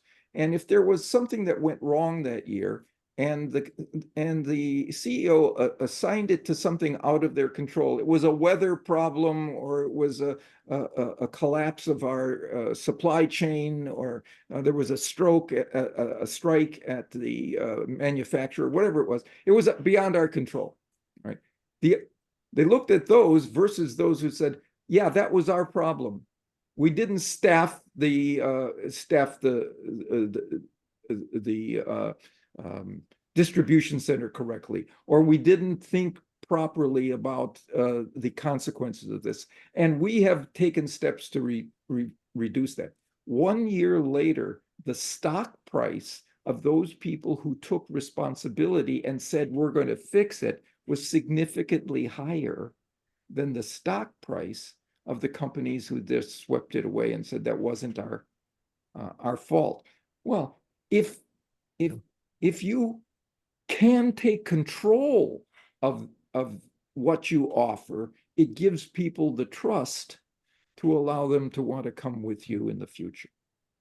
The classic Tylenol case study, the Yeah. poisoning case study versus the Mobil Exxon oil spill case study, Yeah. where Mobil denied and ignored it, and Tylenol completely embraced it and said, here's all the steps we're going to take to ensure your safety and make sure that our product is never poisoned again.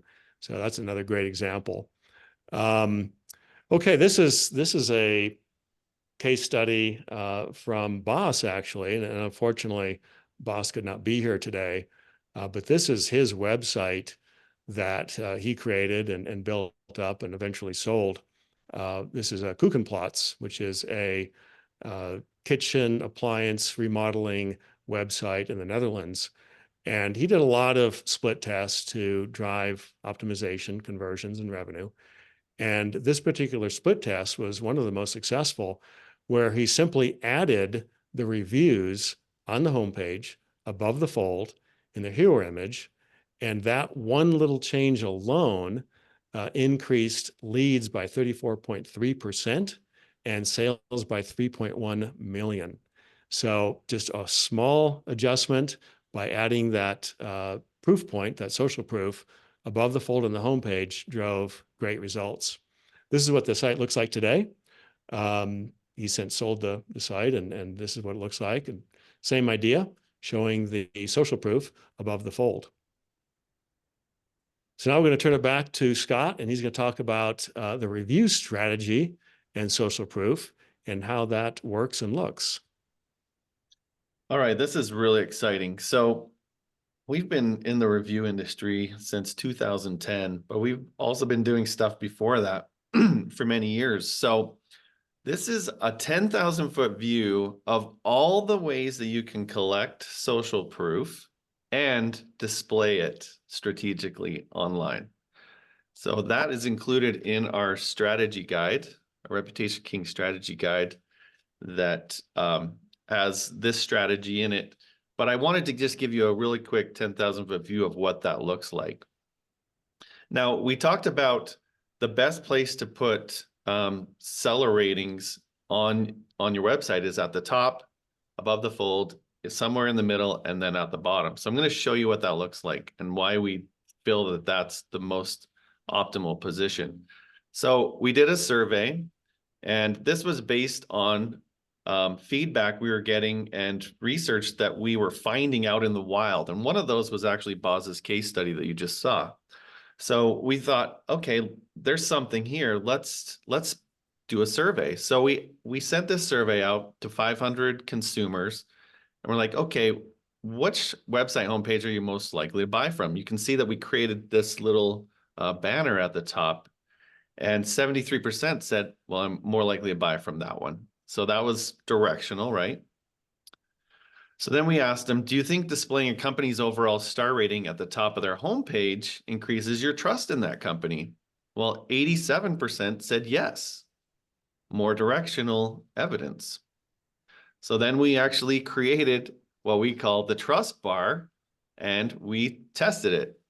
So this is a new strategy. So we ran a split test with one of our clients, and all they did was add that bar to the top of their homepage. They didn't add it to any other pages on their site. And we ran a split test, and it increased their conversion by 41% with a 99.5% confidence interval. And that's crazy, right? But that's consistent with what Boz saw on his site. So that's the top strategy, to put your seller ratings on your site. Then we recommend adding a review widget halfway down the page. Now, this is the first time that consumers have actually seen written reviews about your company, because in Google, on the pre-suasion side, they typically see the aggregated ratings. So now they actually get to dig in and start to see what some of your clients are actually saying about you. And then we also recommend at the bottom of the page to have that seal. It's very small and you know, but it's valuable. So when they get to the bottom of the page, they're reminded, oh yeah, this is a trusted company. It's like that trust sandwich. Social proof at the top, middle, Yeah, and end. trust sandwich. Okay, now we're going to talk about what does social proof look like on the category page. So we've talked about the home page, and that's oftentimes the first point of entry to a website, depending on the search results that they did. This is now the category page. And what this is showing is the product reviews for all of the sunglasses in this category. And as you can see, there's various number of reviews for the various products. But this also becomes, in the behavioral design world, what we call a decision aid. A decision aid is anything that helps the consumer, the shopper, make a decision. Because if they're just shown a lot of products, especially if you have more than 3 to 5 products on a page, it becomes overwhelming. It's analysis paralysis. They don't see any one thing standing out. They don't see any one product offering greater value than another. So oftentimes they get confused, and rather than make a wrong decision, they make no decision and they leave. And this is one of the many reasons that 98% of the people that come to your website typically do not buy and do not convert. And that's why websites have a 1.9 to 2.3 average conversion rate of all website visitors, because there's multiple friction points along the journey, one of which is there's no good decision aids to make an easy decision. Daniel Kahneman, the late Daniel Kahneman, I'd like to pay tribute to him, wrote the great book, Thinking Fast and Slow. And he talks a lot about this. It's what he calls System 1 thinking. So here's what that looks like on your product page. Again, let's look at Amazon. Why do they have this same configuration for years and years? Because it works. It's providing the social proof that people want to see, need to see, and have become accustomed to seeing and now expect on Amazon and other marketplaces. So that would be 3 different data points. One would be obviously the product ratings and reviews, the product questions and answers, and the secure transaction seal. It's not just Amazon. It's all the big marketplaces, Home Depot, Lowe's, Best Buy, Target, etc. So we went back to our surveys and our research, and we wanted to ask the market, which of these 2 product pages would you prefer buying from, A or B? And these were randomized, so there was no order bias in the survey results. And 91% said they would rather buy from B, which includes the reviews, the Q&A, and the secure transaction seal. And most likely is because of the familiarity. Familiarity is another cognitive bias in behavioral design that says people would rather do things that they're familiar with. This is why chains and franchises and big brands work, because they're familiar. The concept, the cognitive bias of familiarity does in fact create ethical persuasion. So anytime you can create a familiar buying environment, a familiar user experience, a familiar design and layout, you're going to increase conversion rates. So that's something that we tested and improved. This is what it looks like in the wild on an actual website. Ratings, reviews, Q&A, and the secure transaction seal. You can hover over that or click on that. It's going to pop up the secure transaction verification from a third party. So there's your third party authority. All right, back to Q&A, the fun part. Yes, let's take it over to Kareem. You should be able to unmute yourself. Hello, everybody. This is my first live session. I would like to thank you all. My question is, I'm using 3D virtual tours to be added into the places of the businesses we do to be on Google Maps. So it increases actually the credibility and emphasizes that it just takes you there without being there, and it shows every single angle.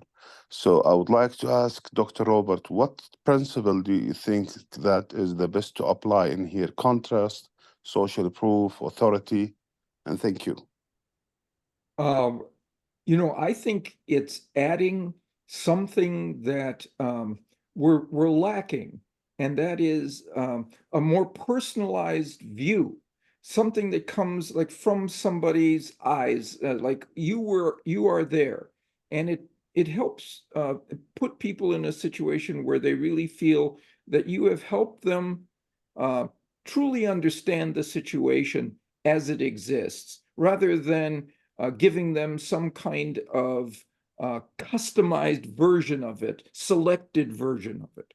And I think they really appreciate that. Actually, something interesting I would like to share. Some mega stores and hotels love the idea firstly, but when they use it, they loved it more. My challenge was with some touristic sites like Petra baptism sites, the Jordan tourism board, they were afraid if people have seen the 3D virtual tour of the place, why they should come and visit the place if they have already seen the place. Actually, after 2 years, we have got more than 65 million visitors through the Google Maps seeing 3D virtual tours, and that increased the volume of tourists coming to that places as well. This is something interesting I want to share. Yeah, I agree with your thinking about this, because we have the same sort of thing when we do presentations, and we of course also have a training program where you can get a lot more than just what you receive in a presentation. And the question often is, how much do you present to people to get them to want to have the whole picture? And I'm a great believer in giving them access to a sample of what they can get, because if it's good, they'll want more of it. They haven't been satiated. They're still hungry for it if you can give them tastes of all the positive features that you have to offer. But is it authority? Is it social proof, contrast? What do you consider it, doctor? I think it's your credibility. It's authority. That is, you are more trustworthy as a communicator because you're giving them more information that's going to be more representative of what they will experience. So they see you as more honest and trustworthy. Much appreciated. Thank you for the answers. Kareem, I would add to that, that what you're doing there with those 3D virtual tours is providing helpful content. And Google has a search algorithm called the Helpful Content Update. And what they're really trying to do is force website owners to create helpful content that answers questions, provides solutions, gives answers to problems. And back to the WebMD scenario, that's what WebMD does, is they have, I don't know, tens of thousands, if not hundreds of thousands of pages with very helpful content that answers questions. So in my mind, your 3D tours are another way of providing helpful human first, user first content. It's not really about your brand. It's about, here's the property you're interested in. Let me remove the friction and make it as engaging and as easy as possible for you to get a tour of this facility without having to drive 12 miles or whatever it is to physically see it. Also, so what that implies is that the rule for reciprocation is also involved then. It's not just that you're seen as a more credible and open and honest presenter of information. You are giving them beneficial information, and they're grateful for that. Absolutely. All right, well, we can go over to Charles. You should be able to unmute yourself. Thanks very much. So question really for Dr. Robert. I'd love you to maybe talk a little bit about social media, because increasingly the start of the shopping journey is now happening on social. Google's own research shows that 40% of US consumers, Gen Z consumers, when looking for a restaurant or a coffee bar, actually turn to either TikTok or Instagram.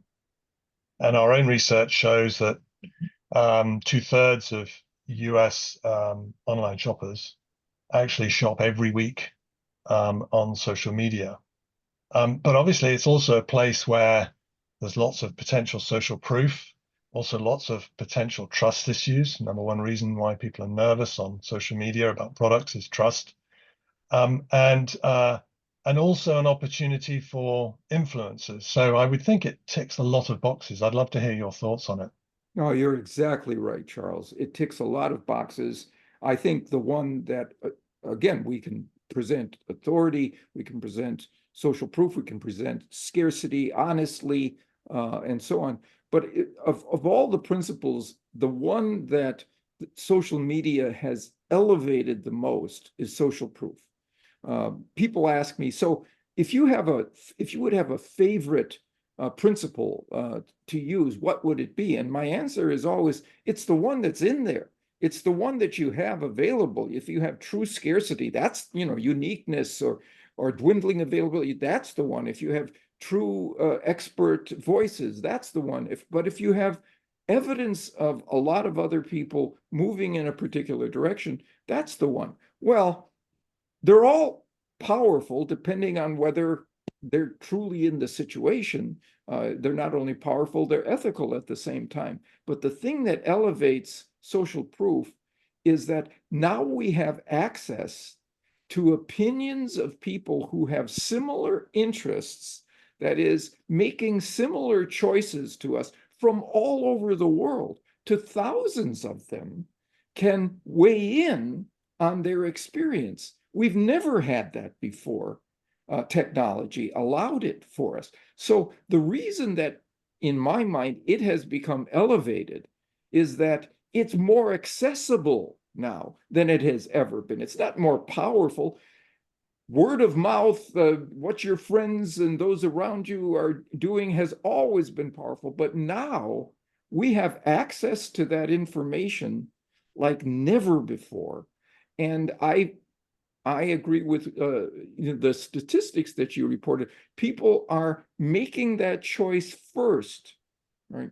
I saw an article that said that of regular online shoppers, people who buy online regularly and almost invariably, 98% of them go to review sites first to get the information. Well, 98%? We can't get 98% of the people of the world to believe that the earth is round.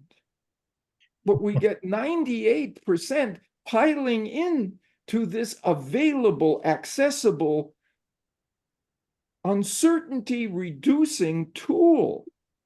So that's why I think it's become so powerful, and why the more we can employ it, the more people want to employ what we have to offer in that process. Thank you. Do you want to talk to influencers at all on social? Because obviously that's an area where you have potential borrowed authority or paid for authority. Yes, so there's no question about it, so there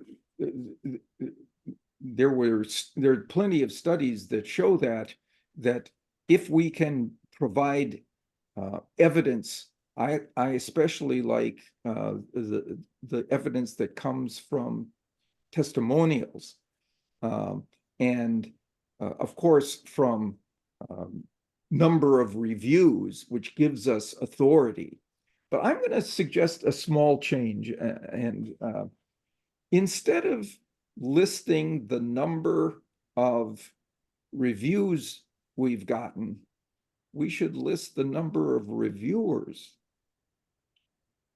Instead of listing the number of testimonials, we should list the number of testifiers.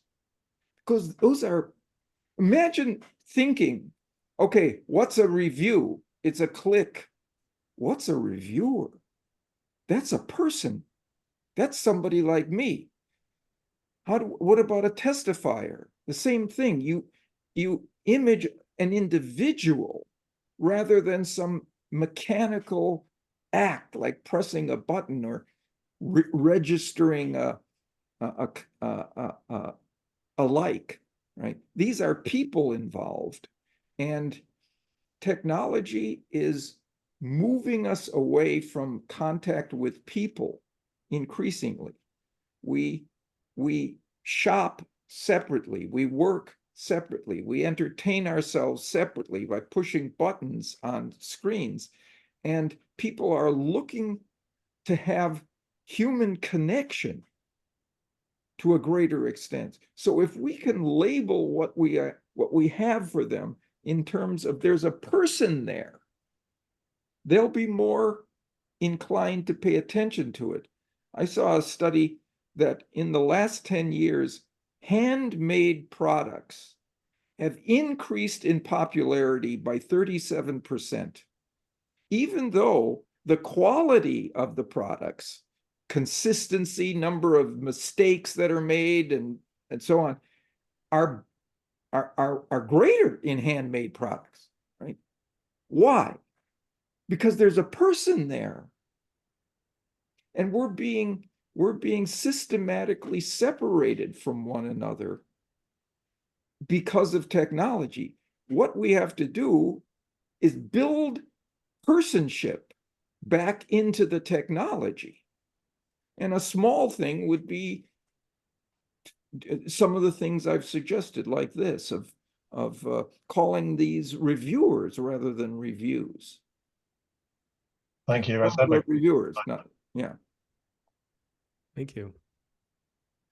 Okay, this is some great questions and answers, and we're going to have more time at the end. So we're going to move on to the kind of final stretch here, putting it all together.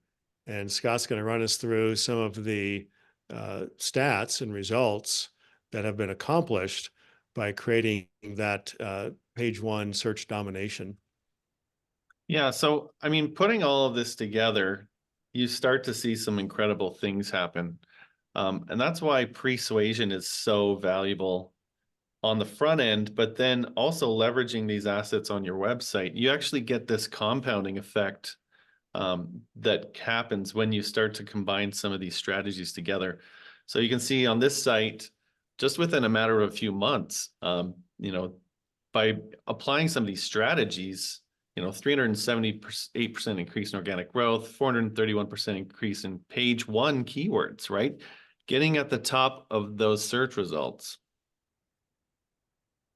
This is another one of our clients.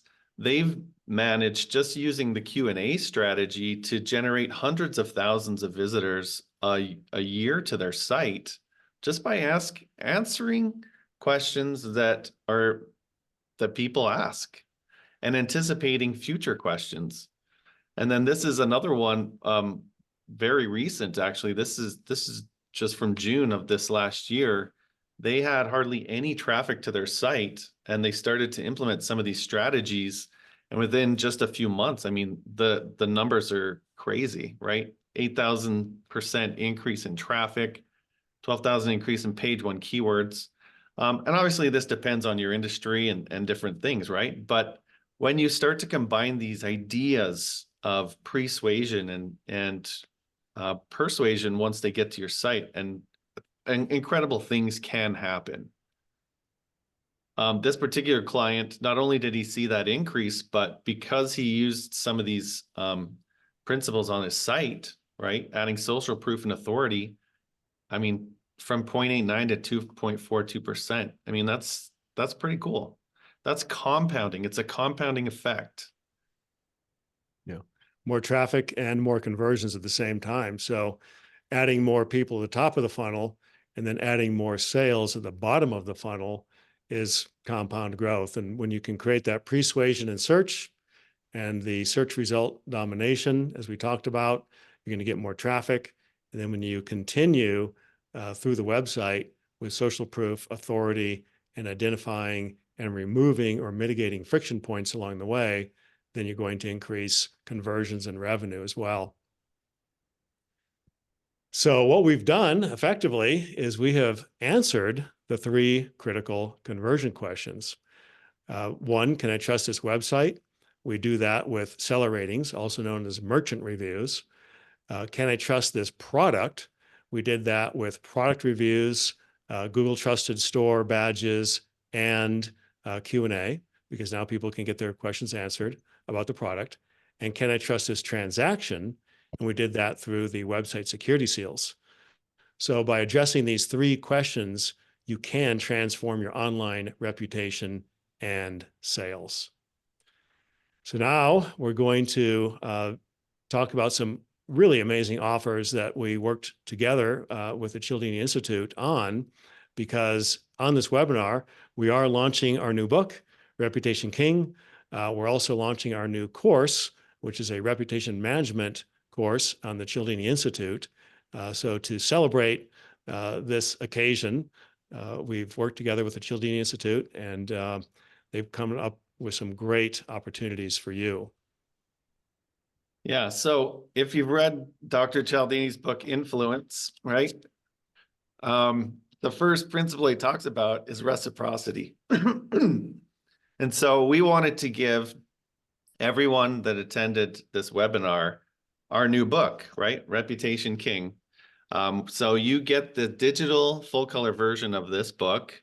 You also get the streaming audio version, so you can listen to it at the gym or while you're driving. And then you get a digital version of our strategy guide. So that's a $39 value you get for free. We'll send you that link after this webinar.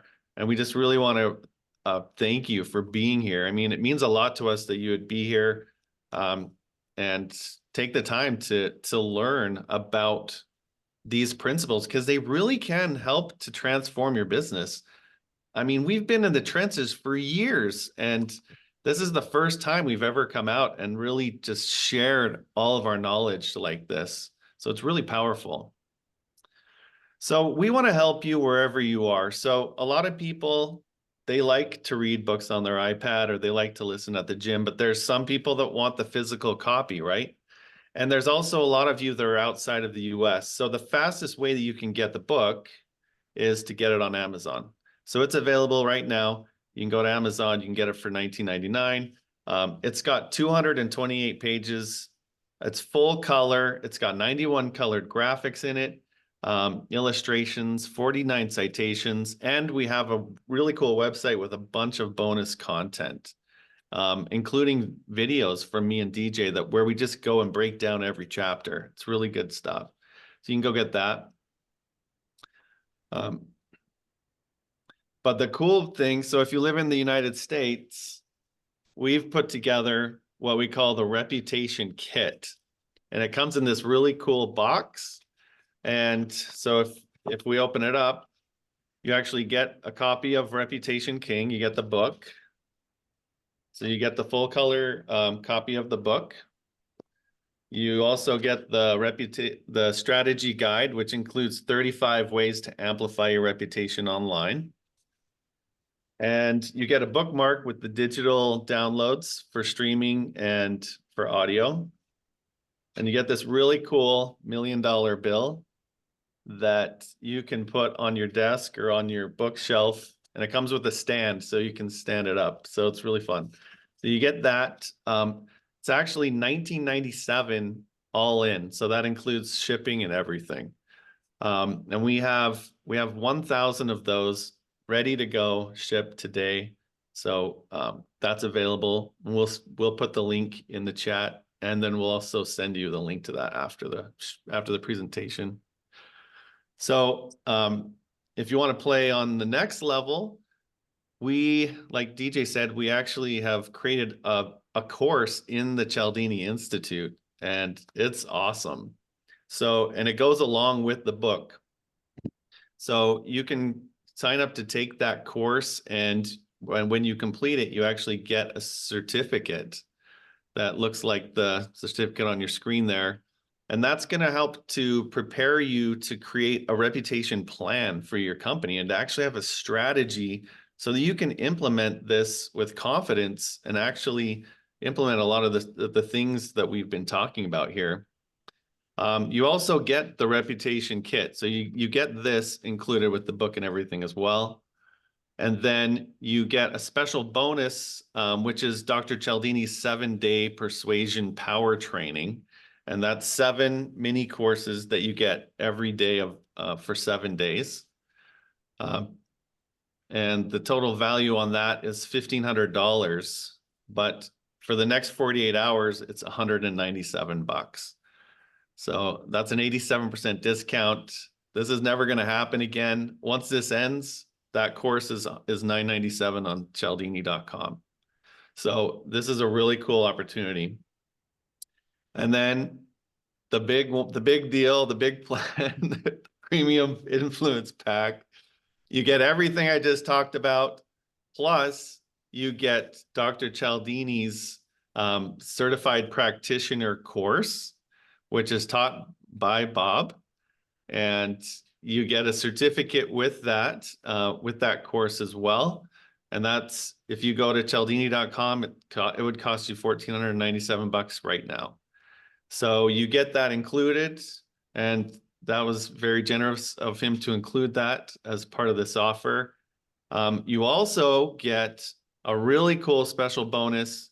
You get me and DJ in person. We're actually going to get on a Zoom with you, and we're going to go through the search engines, and we're going to go through your website, and we're going to record it with you and show you all the different ways that you can leverage Dr. Cialdini's principles, influence principles, and our online strategies to help your website be more successful.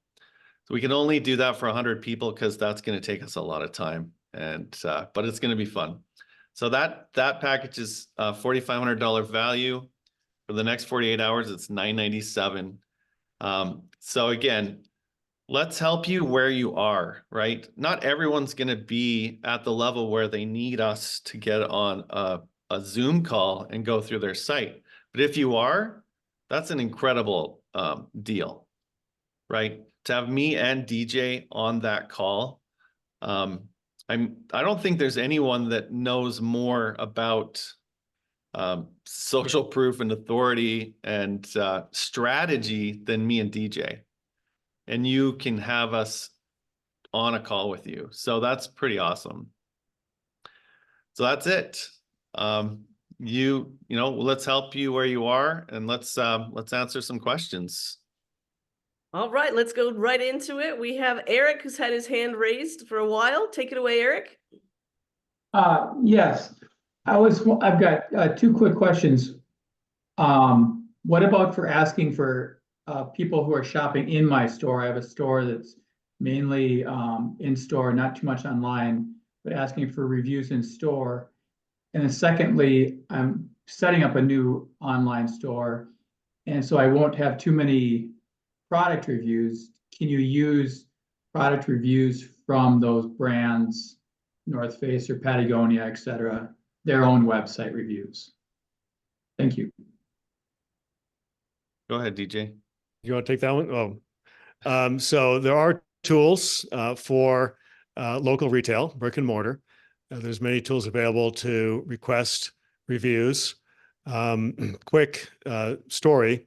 I was CMO of a national franchise, and when I came on with that company, I almost didn't, to tell you the truth, because they had really bad online reviews and I didn't want to be associated with the brand. But they challenged me to come in and turn around the online reputation, which I did, by asking every customer as they purchased to leave a review on the spot. And as a result of that, we went from a 2.1 to a 4.1 average star rating across multiple review sites online in a matter of less than a year. And there's many review sites that we had to deal with. One of them we turned around in a month from a 1.2 to a 4.1.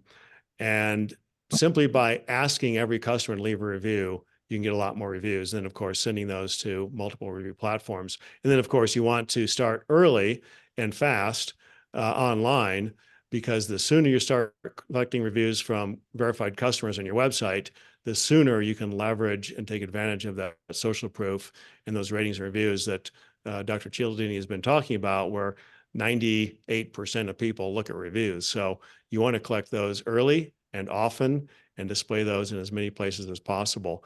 Does that help, Eric? Yes. What about using product reviews? Because if we're selling a North Face glove, could we use the reviews from the North Face website for that exact same product? If they give you permission, you can. If you sell those products on Google and you upload your Google feed, and they know that you're actively collecting product reviews for a specific product ID, you actually get a really cool thing that happens in Google where you can leverage, they let you in on that product's overall product rating pool. And so you can actually display those in your Google ads.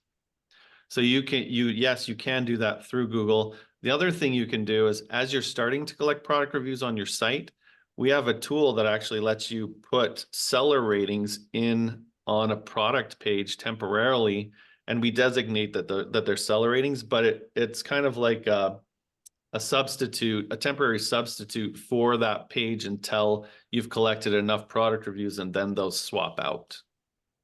So there is a couple strategies there that hopefully can help you. Thank you. You bet. All right, great question, Eric. Let's take it over to Flavio. Hi, everybody. Thanks, Dr. Cialdini. I have a quick question for all of you, and is which is, in your experience, the best way to ask for a review to a client of a website? Is a pop-up? Is a follow-up email? What is your experience?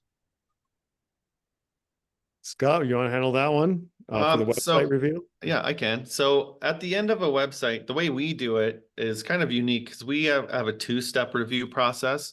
So we actually have a pop-up that comes up right after somebody makes a purchase. And the purpose of that pop-up is to, one, engage them. So we ask them what their overall experience was up to that point. And what that does is that gives you initial feedback, like if there's any problems with your checkout, you can get really fast feedback so you can fix it. But the other thing we ask is buyer intent. And that's really important because people want to know why other people bought. And since they haven't actually experienced your product yet, you can pull the buyer intent out of that initial survey, and you can put that on the front of your site. So because people want to know why other people bought from you. And then once they get the product, we have a full survey and we combine that data together. So that's what we found to be the most effective way to collect feedback. It is that two-step process, but it is a pop-up after you buy. Thank you very much. Very interesting. Okay, let's take it over to Karen.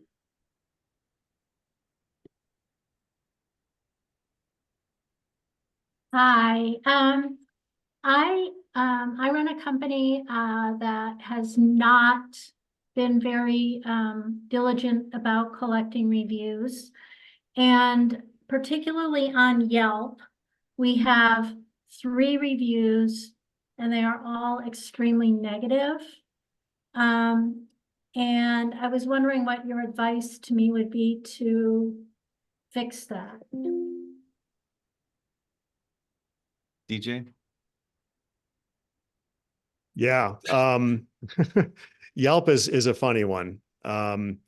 Yelp, it has their own algorithm. It's a private algorithm that nobody really knows how it works, but essentially, to play the Yelp game, have you talked to a Yelp rep, by the way? I have, and I've answered all of the negative reviews.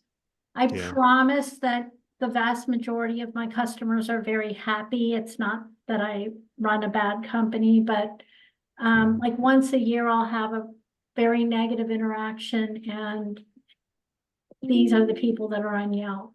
Do you pay Yelp the subscription fee? You do? No, I do not. Oh, you do not? Okay, that's probably what's happening. Unfortunately, and I don't want to berate any brands or companies, but the way it works, and I can tell you this because it's public information, they've been sued multiple times over this. Paying customers have a different algorithm than non-paying customers. So as a non-paying customer, the negative reviews have more statistical weight, more weight in terms of the algorithm, and those negative reviews showing up more predominantly. And it will, I'm going to say intentionally or unintentionally, bury the positive reviews. And it's really their way of getting you to pay. And this has been tested many, many times. You start paying and all of a sudden your positive reviews start showing up. Whereas when you're not paying, they get buried. So unfortunately, that's kind of the game that's played there. So if you're really concerned about Yelp, and that seems to be an impediment for you, then you should reach out to Yelp and, see the best deal you can get, because there's really no other way around it. It's the only thing that seems to work with Yelp, because that's how their algorithm works. Yeah. The other thing I would recommend, I know that it's not your fault. We talk about that in our book, actually. We call it open review syndrome. And it's just something that happens when consumers are allowed to passively leave reviews on open review platforms. So I think the other strategy I would recommend, because Yelp lives, they go to their own drum. They beat right. They play their own game. I would actually focus on Google Business and try to collect as many positive reviews as you can on there, because that's where the majority of people look anyway. So if you don't want to pay Yelp to play, go and do the best you can in Google Business, and you'll be I'm an online retailer, a national online retailer, I should mention, and I don't see national online retailers Google reviews really coming up, or even having any weighting. Yeah, what we did with the national franchise that I was working with is we created a separate Google business profile back in the day, Google My Business, for every single location. There was 173 locations at the time.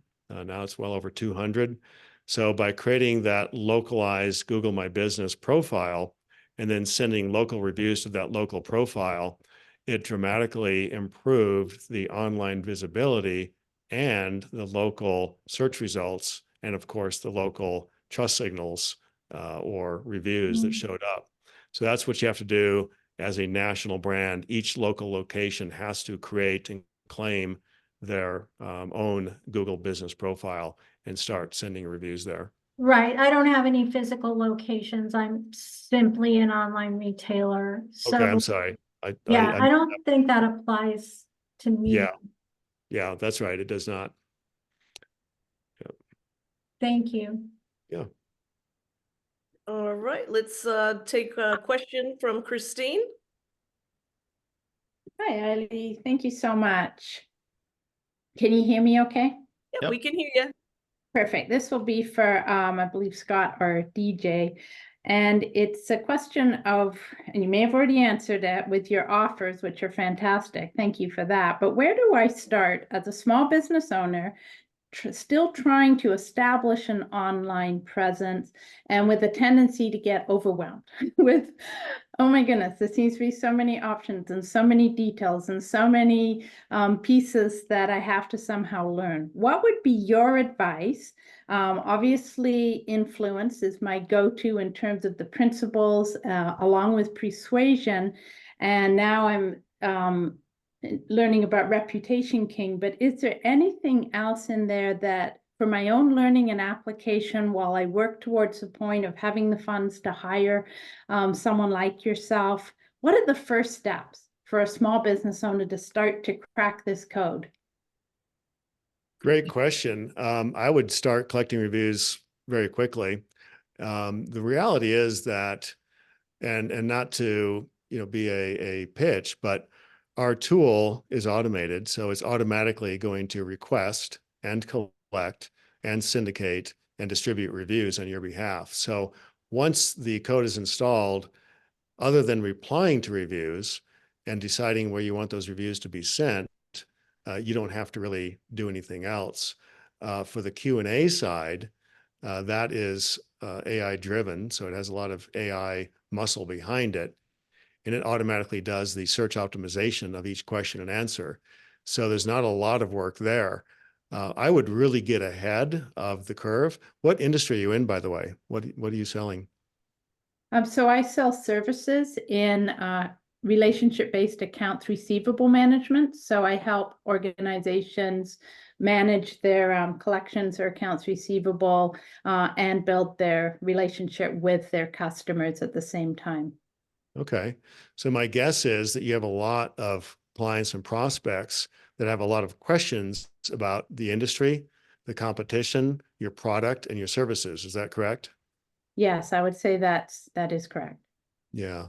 So what I would do is really think about a strategy to start creating maybe every day, blocking out some time and saying, every day for an hour, I'm going to create the questions that I always hear that are most common about my industry, my product, my service, and my competition, and answer those questions. And if you have a search optimized Q&A tool, obviously that's going to take a lot of that work for you. But really, at the end of the day, we talked about this earlier, and that is that Google has an algorithm called the Helpful Content Update. And that means that you want to create content that's helpful to your industry, your audience. And that's usually in the form of helpful questions and answers, because people go to Google or Bing with questions. That's why they go there. They're really just big question and answer databases. So if you can be the brand and the website that provides the answers to those questions, and typically for the featured snippet, it's within 40 to 60 word answer, a nice concise answer, you can win those featured snippet premium positions. By the way, the featured snippet statistically gets 35% of the page one clicks. So that's the brass ring. That's the one you really want to get. So that's the strategy I would endorse and embrace as early as possible. Well, thank you so much. That's really helpful. And this has been a lot of new information, so really appreciate your time today. Thank you. All of you. Absolutely.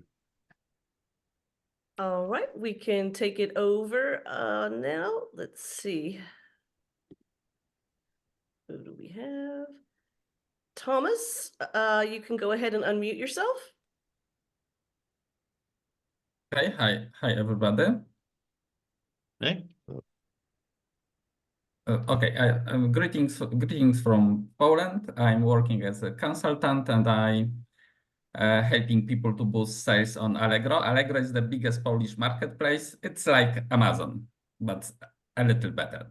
But the question is, maybe do have some ideas how to encourage people to leave reviews?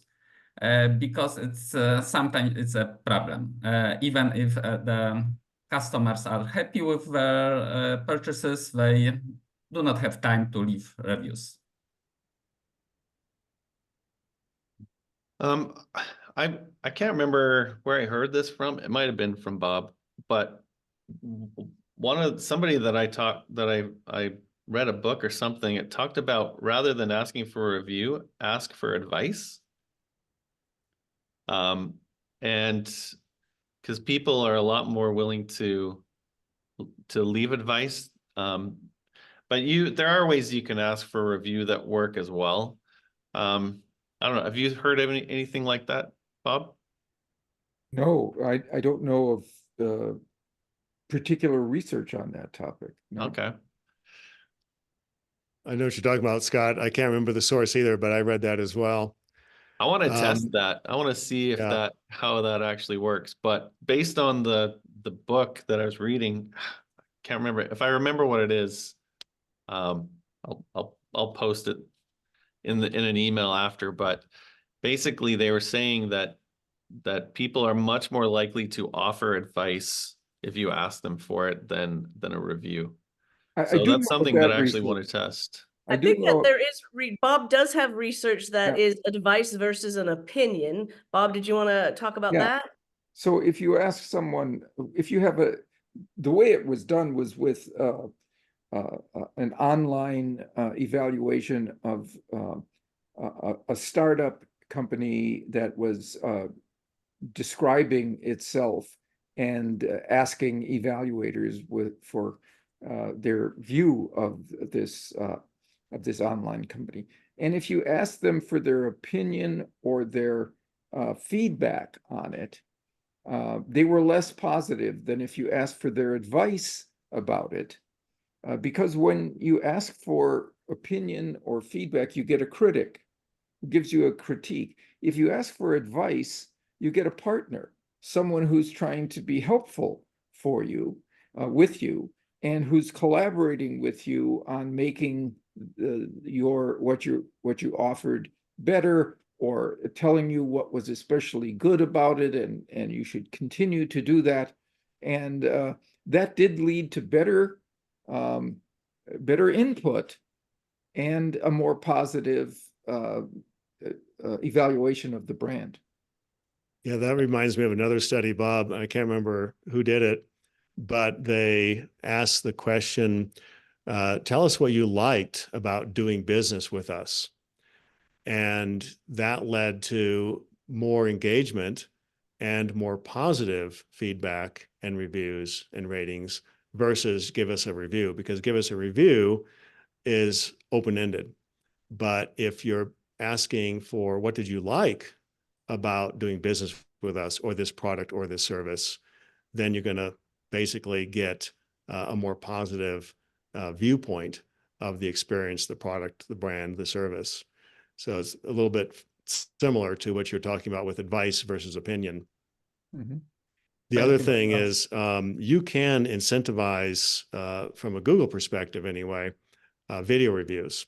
You can't incentivize seller ratings, but you can incentivize video reviews as far as Google's concerned. So you can provide incentives, discounts, bonus items, et cetera. That's one way to do it. Hopefully that gives you some ideas. All right. Do you know about how many more questions you wanted to take, DJ? I know we're over the hour. Yeah, we're over the hour, so we should probably wrap it up. And unless there's one more burning question that's in the queue, Eiley, if you want to field that, and then we should wrap it up. We're about 13, 14 minutes over. Okay, we can just take one more from Jeff. Excellent. Thanks so much. Thanks for everything today. Great presentation, great information. But I guess I'm wondering, Eric asked a little bit of this earlier. I've got a significant amount of older reviews and testimonials. Is there a good way of incorporating them that could get you the star ratings, or is it just pretty much from what you got now on and try and build it up that way? Yeah, you have to move forward. Testimonials can't be turned into reviews or star ratings. Google has a very stringent requirement, and there's only a handful of Google review partners in the US, and it's because they have to adhere to the requirements and rules and regulations and guidelines set forth by Google, because they want to make sure that you have quality reviews. So, you can't turn non-Google reviews into Google reviews or testimonials into Google qualified reviews that will show up in the feed, in Google Ads, et cetera. So you do have to move forward. Scott, did you want to build on that a little bit? Yeah, I was just going to say there is a lot of studies and things on the importance of recency. So Google won't even display reviews that are over 12 months old anymore. And so every review that you collect is on a 12-month rolling average on the seller rating side. They will display product reviews that are older than that, but what they found is that people are much more likely to believe a review if it's recent, or take action on a review if it's recent. It doesn't mean that those reviews aren't still valuable that you have. But you probably need to continually collect reviews over time just for the recency side of it, and just to keep that social proof top of mind. And one thing we're doing, sorry, Jeff, did I cut you off? I was just going to give you a little, just a quick context to it. So I'm in a service industry. It's a low volume business. So that's why there's not a lot of recent ones. I might get 1 or 2 or 3 based on the 3 clients I work with this year. So it's lower, but so the volume thing is a bit of an issue. Would you have a suggestion for how to best use some of the older ones until I can start building up a few of the newer ones? Create a testimonials page, and just house them all there. Make sure it's a dedicated subfolder. You can call it testimonials or reviews. It would be great too if you could retroactively add pictures of the reviewers, because the pictures add a lot of credibility to those reviews. But that would certainly help with your search optimization when people are looking for the brand reviews or testimonials, that page would optimize well. So that's one thing you can do. You can also build reviews into all of your collateral, emails, landing pages, direct mail, whatever marketing you're doing, seed that with the testimonials because that's social proof. Yeah. I was going to also add that for everybody that's still on the call, if you go to reputationking.com and subscribe to our newsletter, opt into that, then we'll be providing additional information and resources as we create more content. There's a lot of articles there. There's a lot of videos there. You can go there and learn a lot more about the subject of online reputation management. That's what the site is really dedicated to. And then we'll be creating newsletters as well with new information, new solutions, new ideas. And honestly, if you have questions, email me directly, dj@shopperproof.com. Happy to answer your questions that didn't get answered today on this webinar because we run out of time. Well, thank you. I want to thank our whole panel, DJ, Scott, Dr. Cialdini. Thank you so much for joining with the Cialdini Institute on this. This was a lot of great content. The comments in the chat are extremely positive. Everyone thanks you. You did such a great job, and wishing all of you the best. Till next time. Thanks, everybody. Thank you. Bye-bye.